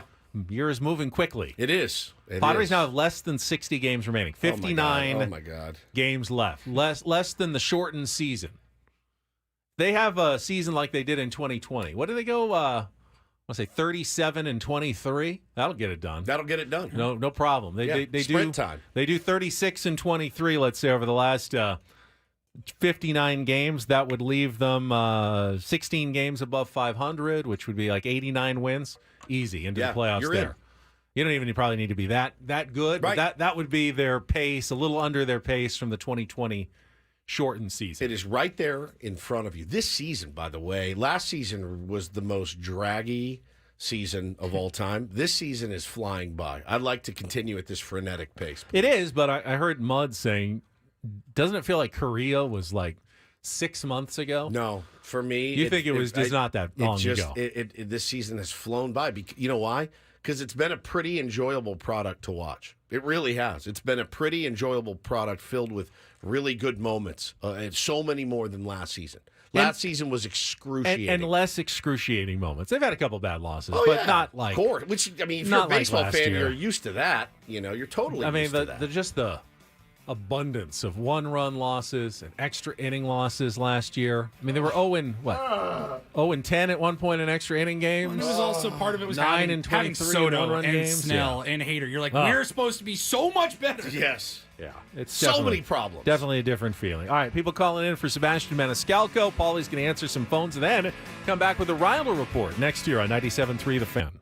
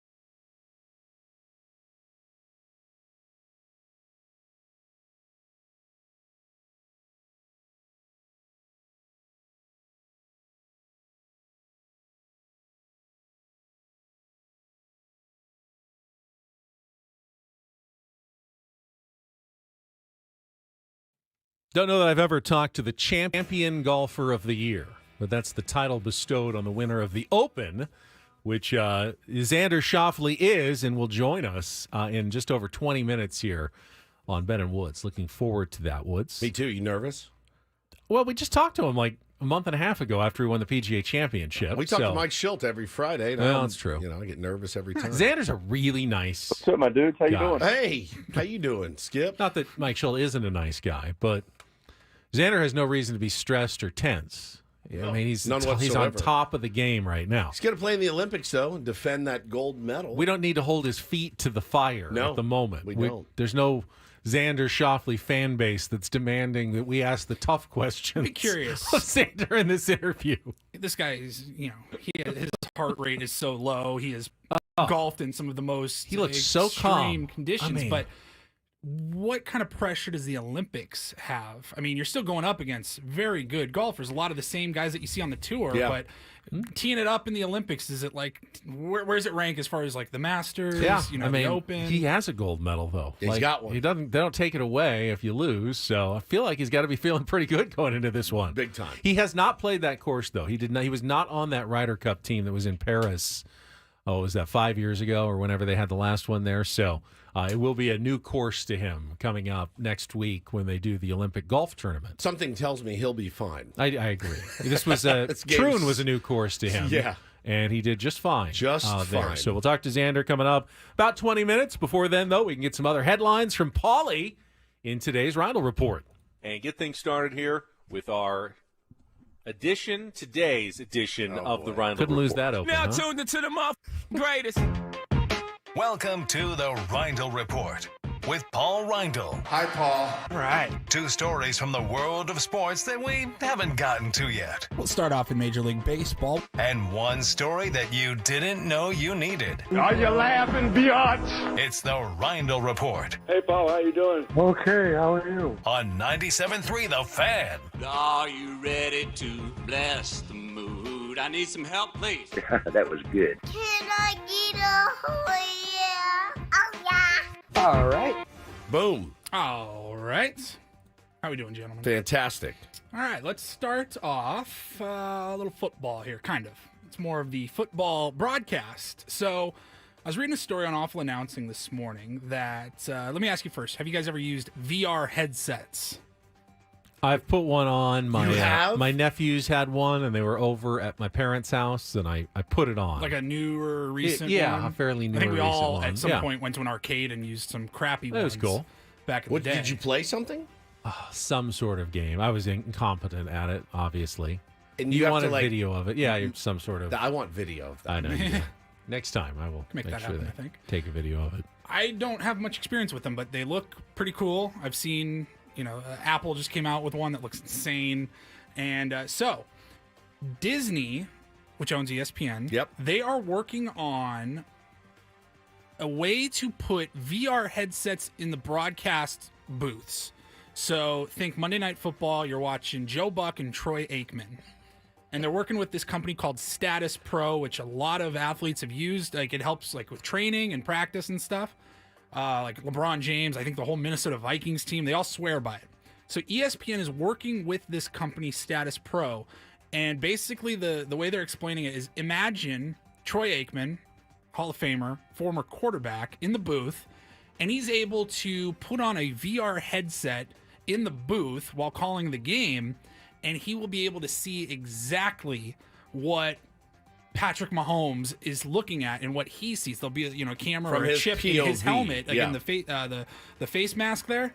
And so Aikman would be able to then put on the VR headset, and he's able to be like, okay, see, he saw that linebacker move, and so that's why he called this. And In it would- real time? In real time, and it would enhance their broadcast. And, this is like Tony Romo works for CBS, so I don't know if this would be an NFL thing eventually, but right now it's Disney leading the charge, and they're working on getting this going pretty soon, and I think that sounds pretty awesome. I think that it will look funny when they show him wearing the goggles and stuff. That will be funny. Just looking around. But do we need more analysis of what's happening on the field, or do they already do a pretty good job with the camera angles Could and this whatnot? make it better? Could this make it better?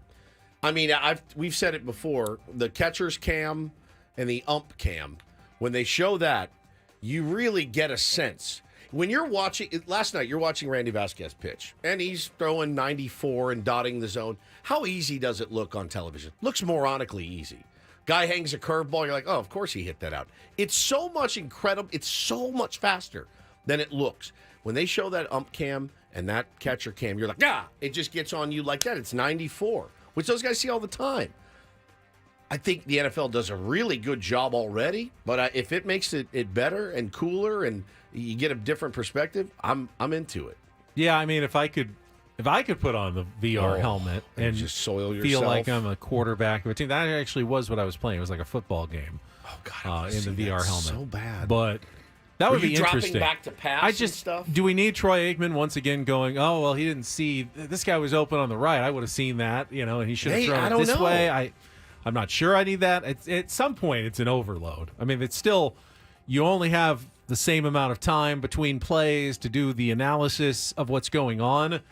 There has to be a limit to what analysts and broadcasters can do at some point. Yeah. A human brain limit. I mean, Tony how Romo's much information already, they can like, he comprehend. came out of the gates when he first started, and he was like, "This is awesome," and then it kind of wore down on me a little bit. It was like too much X's and O's, but I think it could be cool. I mean, if they can figure out a way to patch that video into the broadcast, and you're literally seeing like what Mahomes is seeing as he's walking up to the line, I think that would be pretty cool. Yeah, that'd be pretty solid. They've had cams on quarterbacks and stuff before, haven't they? I feel like I've seen that before, but I'm into it, man. I like that kind of stuff. And VR is training. Like there's a baseball simulator that uses VR, and it looks funny as hell if you're just sitting on the couch watching, your son up there take hacks with a VR mask on. I wonder how much it can help. I'm assuming that it does. I'd like to try that at some point. That'd be pretty cool. Interesting. Yeah. All right, next up, we'll switch over to baseball. Maybe it could have been a don't do this from earlier. Yesterday's TBS game of the week or whatever was the Subway Series, the Mets and the Yankees. Come on, Yankees, let's go. No kidding. What do they need? Doing, a little help here. Dude? Someone needs to beat the Mets every once in a while. Tell Bret Boone to give his brother a call. And say, Bro, what are you doing? His brother's getting murdered right now. I mean, just getting trounced on Twitter. Trounced. The lineup they put out yesterday was so weird. It was a weird lineup. I saw it when they released it, and all these Yankee fans were like, what is going on with this? What are they doing? Judge. And then it's someone's brother-in-law, someone's cousin. It's dead after that. I mean, they got nothing. Well, peanut vendor. Yeah. So yesterday was the national broadcast on TBS. Brian Anderson was on the call. Okay. And so Luis Gil of the Yankees was pitching, and he was on the heel. He was on the heel. And at the same time, as that game was going on, Paul Skeens was pitching against the Cardinals. Took an awful loss yesterday. First loss of the year. Man. What do you get? 1 run in 8 innings or something? I think 2 runs. But they left him in for the 9th in a 1-1 game. Yeah. And he did give up the winning run. I mean, bold. He was only at like 91 pitches, but didn't work out for the Pirates. Yeah. Some would say that Paul Skeens is the front runner for Rookie of the Year. I would say Jackson Merrill will get it, but we'll see. Anyways, just listen to the broadcast here because Brian Anderson might have forgotten one key thing here. Skeens, the all-star starter. He's on the mound tonight, by the way. He's making his first start since starting the all-star game. You could make a strong case for Luis Gil in the Rookie of the Year race, if not for Paul Skeens. Well, he was going to be a runaway. Oh, there we go. Anyways, so Luis Gil plays for the Yankees. That is in the American League. They're in the American League. Paul Skeens, he pitches for Pittsburgh, I believe. They're in the National League. There's 2 awards. But at this point, should there really even be multiple? Should there just be one MVP for all of baseball? One Rookie of the Year? For all of baseball, now that they all play each other. No, I like the all deuce. year long. I like the deuce. I do too. Makes it easier, I think. Yeah. More accolades for more people. The discourse over one singular MVP would make my head explode. I do think it's, or one Rookie of the Year. I do think it's interesting. Let's say who's the front runner? Aaron Judge, MVP in the American League. Yes. If he were to be Although traded this Bobby week, Witt Jr. is making a push for sure. Just hypothetical here. Aaron Judge frontrunner MVP, gets traded to the National League. Is he the National League MVP at the end of the year, or is he the American League MVP? I think it's happened once or twice before where we've had that kind of dilemma. Yeah. And it may have even cost someone an MVP. Probably Cy Young Awards. I can see a star pitcher getting traded. Had great seasons in both leagues, but didn't have good enough numbers in either league to win the award. Yeah, that makes sense. Makes sense. It's tough luck for sure, but it makes sense. Yeah, that's a look. At the end of the day, nobody's perfect. Ben and I didn't know that Bryce Johnson was a switch hitter, so I am predicting that Aaron Judge will not be traded at the deadline. I will also predict that as well. Shohei Ohtani probably staying with the Dodgers. Yes, for $2 million a year. Right. How nice for them. Wow, what a year for him. Mm-hmm. And then finally here, one more note. You guys know the name Haley Welch? Haley Welch is a figure skater. No, I don't think so. Haley Welch. Maybe Welk, but I think it's Welch. She's a TikTok star. Olympic surfer. Kind of. You're closer. Closer? Right. She is. Oh, you gotta give him that hawk. Oh, that's her. Oh, that's her? her? She has a name. She's not just Hawk Tua girl. I feel bad now. Haley, she's a real person with real feelings. Somebody tweeted yesterday, when are these 15 minutes up? Just going to mention the 15 minutes. Yeah. I've seen some clips of her. She's doing like little, mini reel documentaries or whatever on TikTok and Instagram. And she's like, everyone keeps saying my 15 minutes are going to be up soon. I'm going to make the most of it. And she's cashing in. And we talked about her merch sales, the hats and the shirts. Yeah, the Hawk Tua hats. All of that. Well, her 15 minutes aren't quite up just yet from that viral clip. It's been, like a month now probably on the Hawk Tua. Hawk Tua. Saw that she is selling trading cards, like a baseball card with her autographs on there, and they've already sold out. They sold out for $100. I think this came out like yesterday, and they sold out immediately.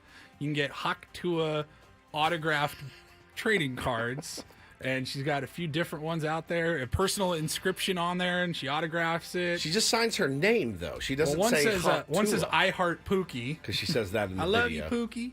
Did you get yours? She spells her name in a very odd way. Because it's Haley, which I think, maybe like Haley. Or Hailey. But no, she's Haliey. She's Holly. Holly Welch. There's her. She's got a cowboy hat on, and it says, I love Pookie, Haley Welch. Hawk Tua and spit on that thing. You get me? I'm a big fan. I like her. She seems nice. Fun. Not taking herself too seriously. No. Yeah. I don't think I'm going to spend the $100. I'm though. not surprised. Tyler card. says burn it down. Some people are very upset with her 15 minutes. It happens. Jeter says, go away, please. Tim says she's a delight.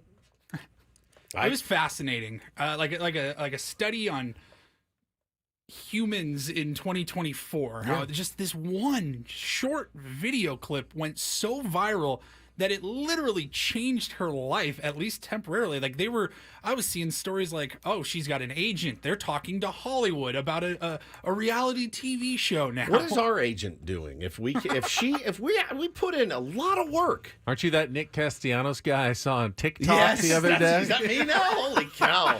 Bro, by the way.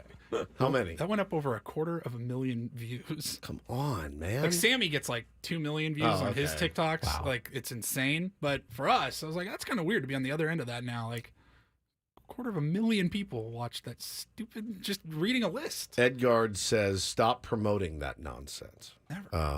No, not going to. Hawk Tua. So quit asking. What you don't know is we get 6% of every sale. Of when every we promote sale it. of Hawk Tua. No, we don't. No. We don't get anything.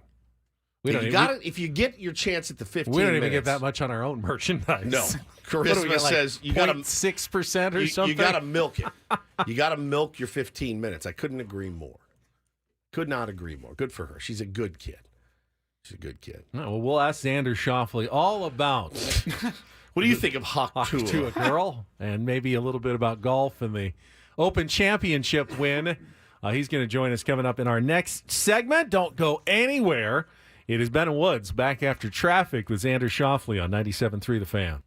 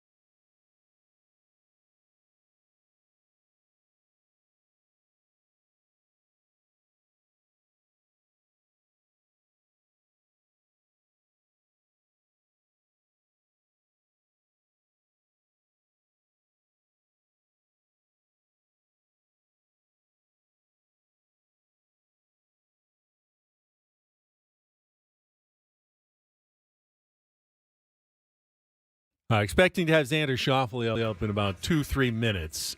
Just a couple other baseball notes here, Woods. Saw that Mike Trout was on rehab assignment yesterday. He made it 2 innings and then had to come out of the game with soreness and a surgically repaired knee. They hope it's a minor setback, but, they just don't really know. And, I mean, obviously, it's just having a star player like Mike Trout no longer be Mike Trout and not be able to play is tough. That Angels organization, shambles, man. It may not be a very good baseball organization, but the bad luck that they've had it's been, I don't know what they did to deserve that amount of bad luck. That's a really good point. They've made some terrible decisions in their day, as a lot of organizations do, but the bad luck has been they have to feel as cursed as any team. Now, they have a World Series championship. They do. And they will always have that. But other than that, man, it's been one tragedy after another. That's the argument. It's been about, 23 years? The deal with the devil. You win the World Series, but for the next 25 years, nothing's going to go right for your team. Nothing's going to go It's just going to be an unrelenting stream of bad news and misery and injuries and bad luck and bad signings, and it's just going to be nothing but disappointment. Do you sign up for that for a quarter century? At 49, yes. No. Yeah. No. Yeah. But see, Bo, my kids and kids, young kids, that would suck for them because they're not even really old enough. If you signed up for that now for the Padres, they win the World Series here, but the next 25 years is just going to be awful. Pretty much the rest of your life, the Padres are just going to be bad and uncompetitive and just complete disappointments. That with could injuries. happen anyway. It could. At least I would have a World Series banner. Really, honestly, you got to take the dub when you can get it. Always, you always take the dub when you can get it. I like the ride. I mean, I want to win a title, but what if you die every year is fun. Get it? I mean, it's fine. That's not. Is it fine? I mean, it's not fine. I'd rather see them win it, but it's not me winning or losing it. It's my team. I just want. I like the ride. I like the competitiveness. Of course, I hope they win it all. When you're laying on your deathbed and they never won one, are you going to think to yourself, "I should have been harder on the team"? No. No. I think that would have helped. Maybe I'll think I should have picked a different team. But... No, man. I know it's. I know that it doesn't sound great, but holy smokes! I mean, they've had reasons to get excited. At least it's not like it's been horrendous. They got to watch Shohei Ohtani for a few years now. You lost him, that hurts, obviously, but they've had some good moments sprinkled in there too. So it hasn't been all bad, but they have had some really gnarly tragedies as well. All right, it has been a whirlwind last couple of months for our next guest. We got to talk to him after his PGA Championship win, and kind enough to join us for a few minutes following the Open triumph at Royal Troon on Sunday. Champion golfer of the year, Xander Schauffele, is back with us here on 97.3 The Fan. Xander, congratulations again. I'd imagine it does not get old or tiresome to hear that. Ben and Woods, what's going on, guys? How you Thanks for doing? having me on. It's our pleasure, man. How you feeling? Yeah, I'm doing okay. Better than usual, I'd say. Nice.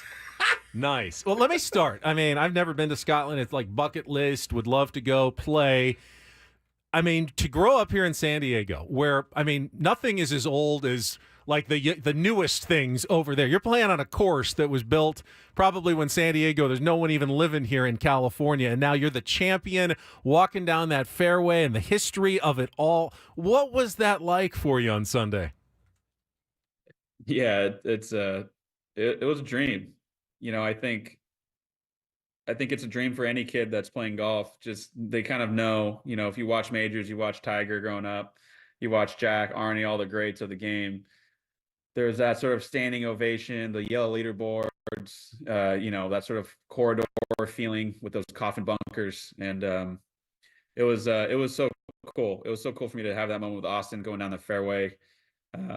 Lucky to have sort of a 2 or 3 shot lead going in. So, I tried to enjoy it as much as I could. I definitely, the job wasn't done with what was 20 feet left, but, and I saw on the board that I was maybe 2 or 3 shots ahead, but I figured, someone can make a hole in one. Like, if you make this putt, it's for sure going to seal it. But for those, 100 yards or so, I really tried to take it in because it's pretty much a dream. It's, it's something my dad and I have talked about, Austin and I have talked about, and to actually make it happen is yeah, I mean, I'm obviously still over the moon about it. Talking to Xander Schauffele here on Ben and Woods this morning. And, yeah, looking up, seeing that you're in the lead, having that experience to draw from, though, it was a different scenario. The putt that you had to make to win your first major was just incredible. One of the best moments in golf that we've seen in a long, long time. Having that little bit of a cushion, though, standing there, how much did you draw on what you just went through in your first major win? A lot. People were asking me sort of, do I feel different coming into the week? After winning one major, do I feel better? And, I was kind of saying, I don't think so. I don't feel much different. It's nice to have that one, but I think where it could make a difference is coming down that stretch. If I am in contention, I think I can use that win at Valhalla to propel myself in the moment. And it helped. I'm not gonna lie. It helped. When I turned onto that back nine, it is a terrifying back nine to play in a major championship.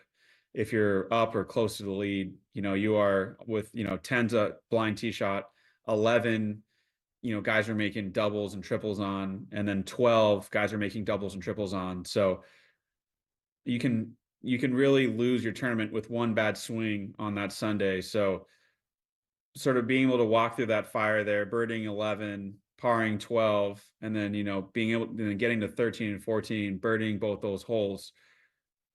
I wouldn't have been able to do it if I didn't win at Valhalla, and I really believe that. I'm nervous talking. I have anxiety. You've won it already, and when you're going through it again, it makes me anxious. We had a hypnotist in last week to try to fix my short game. Yeah, and I get nervous, playing at the GOAT, so I can't even imagine. But I know you said the 65 on Sunday afterwards was best round of your career, tip top. You said.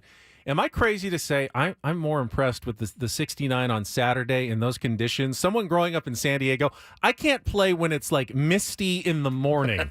And you're out there and it's just pouring and windy. And guys who grew up in Ireland and England are falling apart. Complaining about it. You're shooting 2 under. To me, that was even more incredible. What was that day like?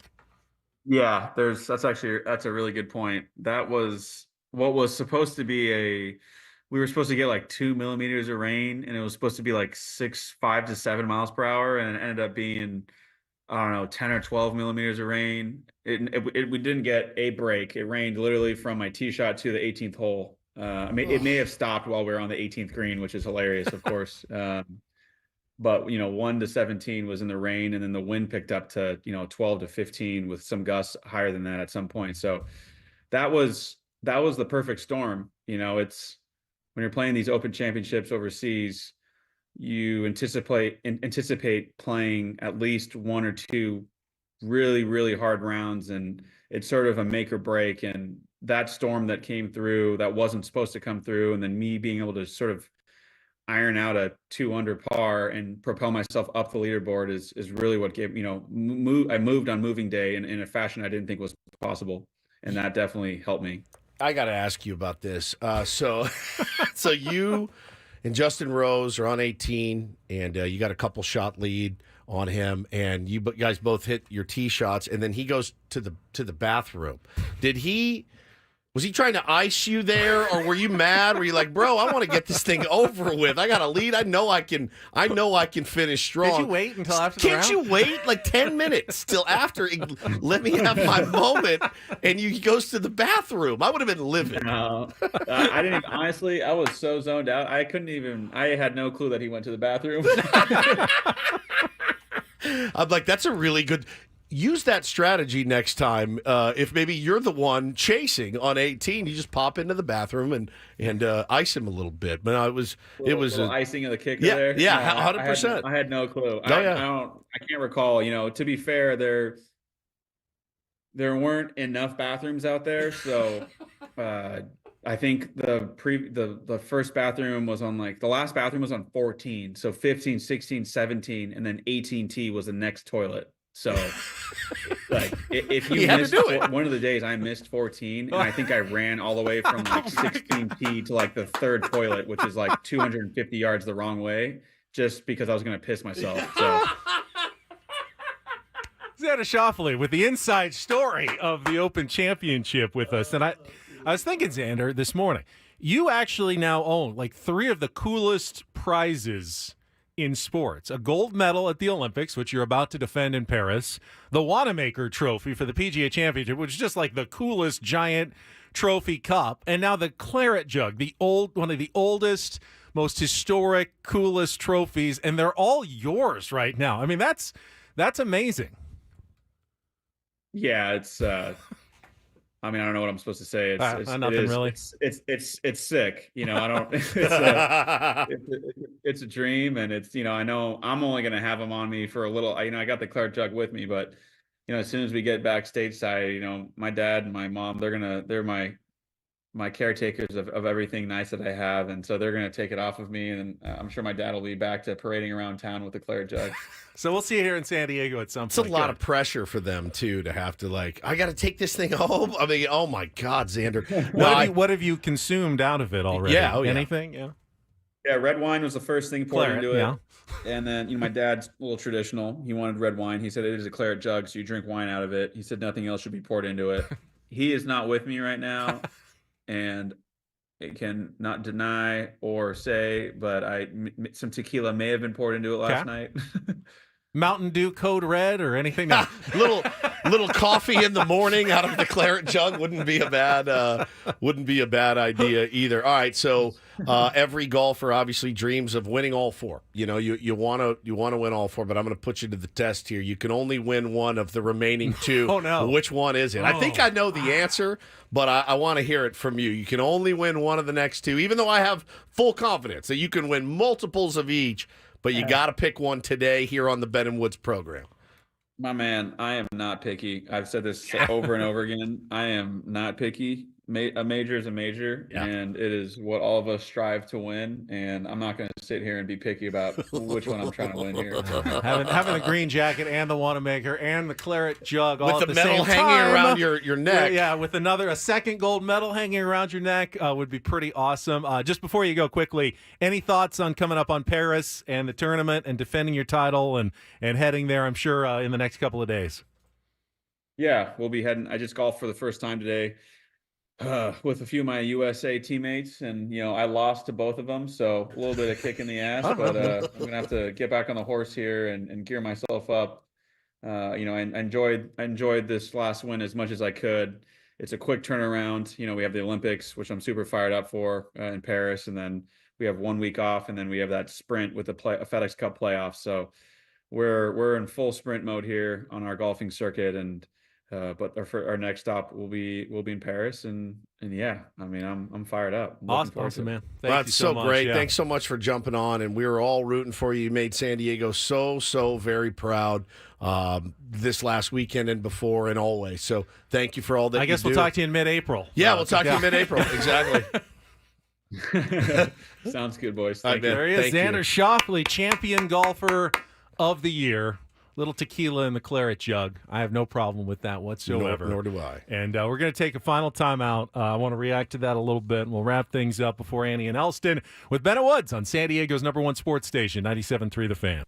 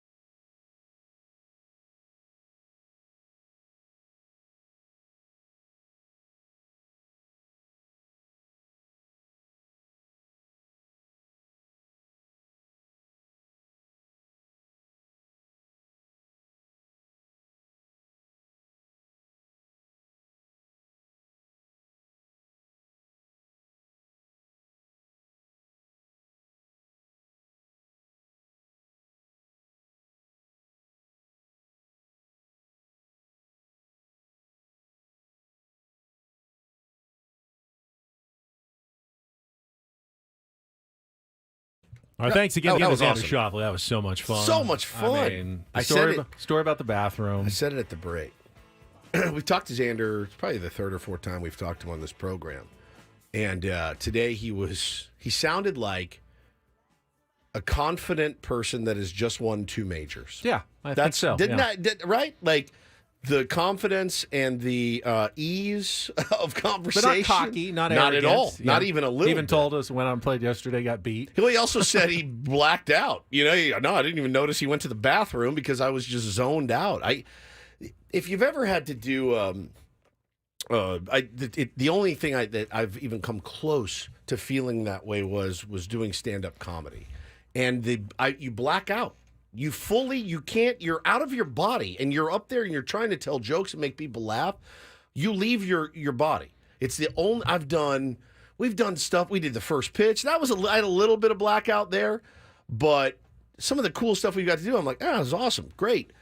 That feeling of just not even knowing what planet you're on because you're so locked in or nervous or whatever.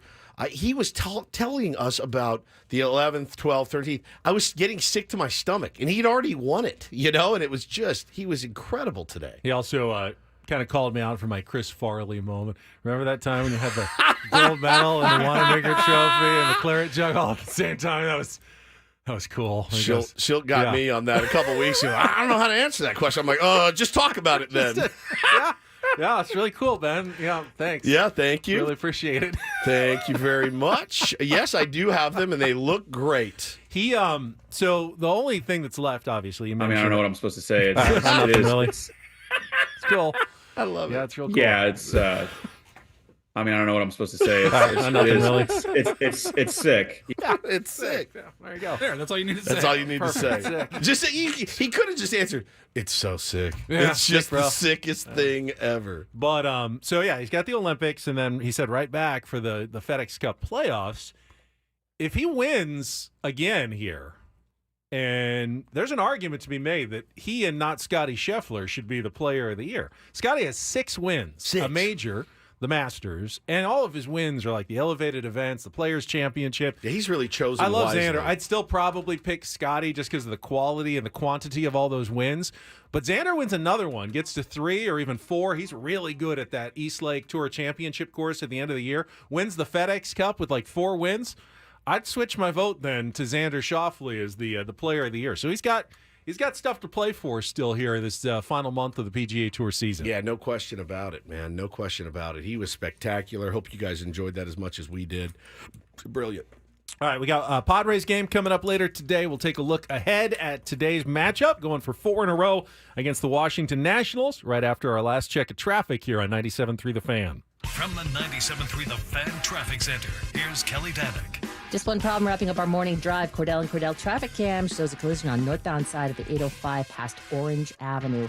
It's in the center divide, but fire crews got the 2 left lanes blocked, so watch out for some confusion there. That's northbound 805 just past Orange Avenue. I'm Kelly Danick with Ben and Wood, San Diego's #1 sports station, 97.3 The Fan. If you've been following the Padres closely all season, you'd know they've had like 3 or 4 of these stretches where they've had a good run of starting pitching pretty much all the way through their rotation. Like looks like they've got the best starting staff in the league for a week. At times, yep. And then it all goes away. Well, it's time to already turn over back to the beginning again. Matt Waldron is going to make his second start since the All-Star break today, going with the 4-man rotation for now with the off day. So he will get the start today against Mitchell Parker of the Washington Nationals, another left-hander at 3:45. And, Waldron's the only one who didn't get a win, but he pitched really well against the Guardians in that first game out of the All-Star break last Friday. So can the Padres now that they've put together, 3 wins in a row and good pitching, can they now do that and just keep going with some solid pitching for more than 5 or 6 days? Can they do it for a 2-week span? I know someone's going to have a bad start at some point. It's baseball. But can they have some consistency going forward over these last 60 games of the season? And I do think, looking at Mitchell Parker, Benny, he's in the zone a lot. and he's a 4-pitch pitcher. He doesn't walk a ton of guys, so you're going to have your opportunities to do some damage off him. He's had a really, really good year. I mean, he's sitting right now for the Nats. He's got a 3.90 ERA. He's 5-5.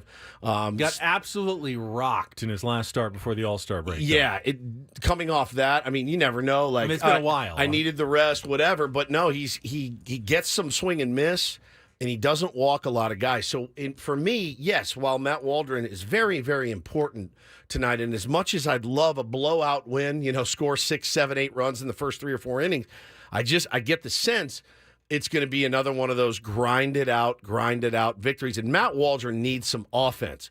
Matt Waldron needs his offense today to step up for him like they haven't really done. And that's what I'm looking for today. I want the guys to come out swinging. Again, guys are going to be in the zone. He's not going to walk you. So take your hacks up there, man, and try to string something together and get on the board early for Matt Waldron. And the key for him is to not give up, the early run.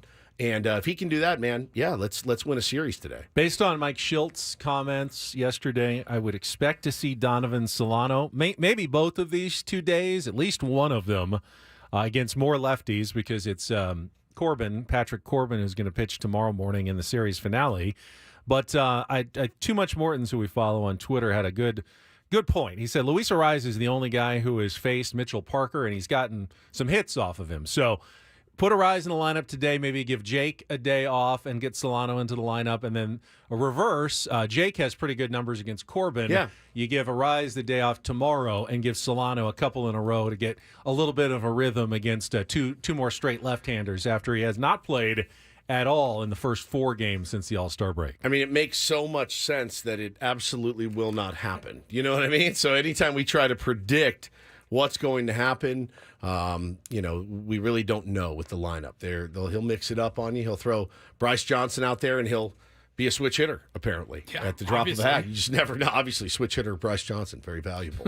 So you just never know what you're going to see out there. But the Nats are no dummies. I mean, they know the Padres they're hitting a little better now against left-handers, way better than they were a month or so ago. But again, you throw a right-hander out there, the Padres have hit them much, much better. And so they're stacking it with 3 lefties. Speaking of dangerous lefties, maybe a mild surprise if you're a Padres fan that they kept James Wood in check yesterday with the 0 for 4. Robert Suarez actually struck him out to end the game. He barreled one early. Yeah, they had a line drive out, but usually those ex-Padres tend to inflict damage on their old team. Series isn't over yet. No, it's not. But I think, and that's what my point was going to be, one of the keys going forward is, keep Abrams and Wood from getting hot like they sometimes seem to tend to do against their old team because they don't have that deep of a lineup. It's not as scary even as the Guardians lineup, certainly not as scary as the Orioles lineup you're going to be facing in a couple of days. Keep the bigger guys in check. Felt like there was kind of some softer spots at the bottom of the order that Waldron and Cease tomorrow are going to be able to hopefully control and give yourself a chance to win another series. Again, I'm okay with 2 out of 3. Yeah. It's so rare to actually sweep an entire season series from a team. So awesome. Padres are 2 days away from potentially doing it. Win today. Give yourself that chance tomorrow to go 6-0 against the Washington Nationals this year. Won't be any room for chirping on the Washington Nationals side if they go 0-6 against the San Diego Padres. You give yourself a chance to at least do that, win the series. You're in a good spot on this road trip. Even if you take one of these next 2, you're 4-2. You've guaranteed that you're going to be above 500, I think, or at least 500 when you come back at the very worst. Even if you lost all 3 games in Baltimore, you've probably avoided the worst possible scenario of your road trip already. Yeah. If you get one of these next 2, you get them both, you're playing with house money in Baltimore. You win the series, you've had one of the best road trips any team has had all year. Even if you take one of 3, you've had a winning road trip. You're coming home better than you were when you left. It's all good news. So, good stuff potentially for the San Diego Padres, but they need to take care of business. Opportunity games today and tomorrow. No question about it. No question about it. I did feel a little bad. I know that, there was the bad blood and everything that went on. I saw that the Nationals actually tried to rally their fan base to come out and boo the Padres over the weekend. And they were, sending out tweets and let's pack the park. And it was pretty dead, man. And listen, I can't really blame them. there's a couple guys there you want to go watch every day. I think if you're a hardcore Nats fan, you want to see James Wood every day. And when Mackenzie Gore pitches, sure, but it's really a franchise that they're teetering on the brink right now. Well, and probably going to end up Gotta love Profar being just a thorn in their side again. Another home run. There's kind of starting to be a dividing line in the National League wildcard race. Not that a little bit, because they're kind of at the bottom. They're 5.5 games out, which is not insurmountable. But between the Pirates and the Cubs is kind of the Pirates are 51-50. Then you go all the way down to 49-54, where the Cubs are 4.5. Yep. So now you have 6 teams that are all. I mean, even the Pirates, who are a game and a half out of the 3rd spot, are only 4 games out of the Braves, who are the 1st spot right now. And the Padres are only 3 games behind the Braves for the number 1 wild card spot, but they're still half a game behind the Mets for the 3rd. So it is really bunched up now down to kind of 6 teams. Maybe the Giants or someone tries to still make a run, but right now it's looking like 3 spots for 6 teams, and throw them all in a hat right now. Whoever has the last good 2 months is going to take those 3 spots. Braves have lost 3 in a row. The Dodgers have actually done us a favor and beaten the Giants the last 2 nights. So want that, I guess, to continue. 6 under now. Yeah, we want that to continue. Right before the the trading deadline as well. Alden Gonzalez was writing about that. I mean, how different would it look if it was the Padres who had lost 3 of 4 or all 4, and the Giants who had won 3 of 4 right now? They might be more aggressive, and Padres might be more conservative. Now you expect the Padres to be a little more aggressive, and the Giants probably to be more conservative at the trading deadline, just based on the results of the last, few days. Yeah, it's pretty shocking to see, and yeah, it with as far as the Giants, I've seen some of their fans too. They're after Bo Mel pretty good right now. Pretty good. Losing 2 in a row to your alleged biggest rival will do that to you from time to time. All right, that will do it for us. A reminder again, programming note. We will be on tomorrow morning, 6 a.m., but only until 8:05 in Sammy's Eco Water SoCal pregame show. So we got a lot to get to. Cram it all in 2 hours when we talk to you tomorrow morning. Annie and Elston, That's what she see said. them. They are coming up next. For Stephen Woods and Paul Reindl, I'm Ben Higgins. Have a great rest of your Wednesday. From all of us here at San Diego's #1 sports station, 97.3 The Fan. So long, everybody.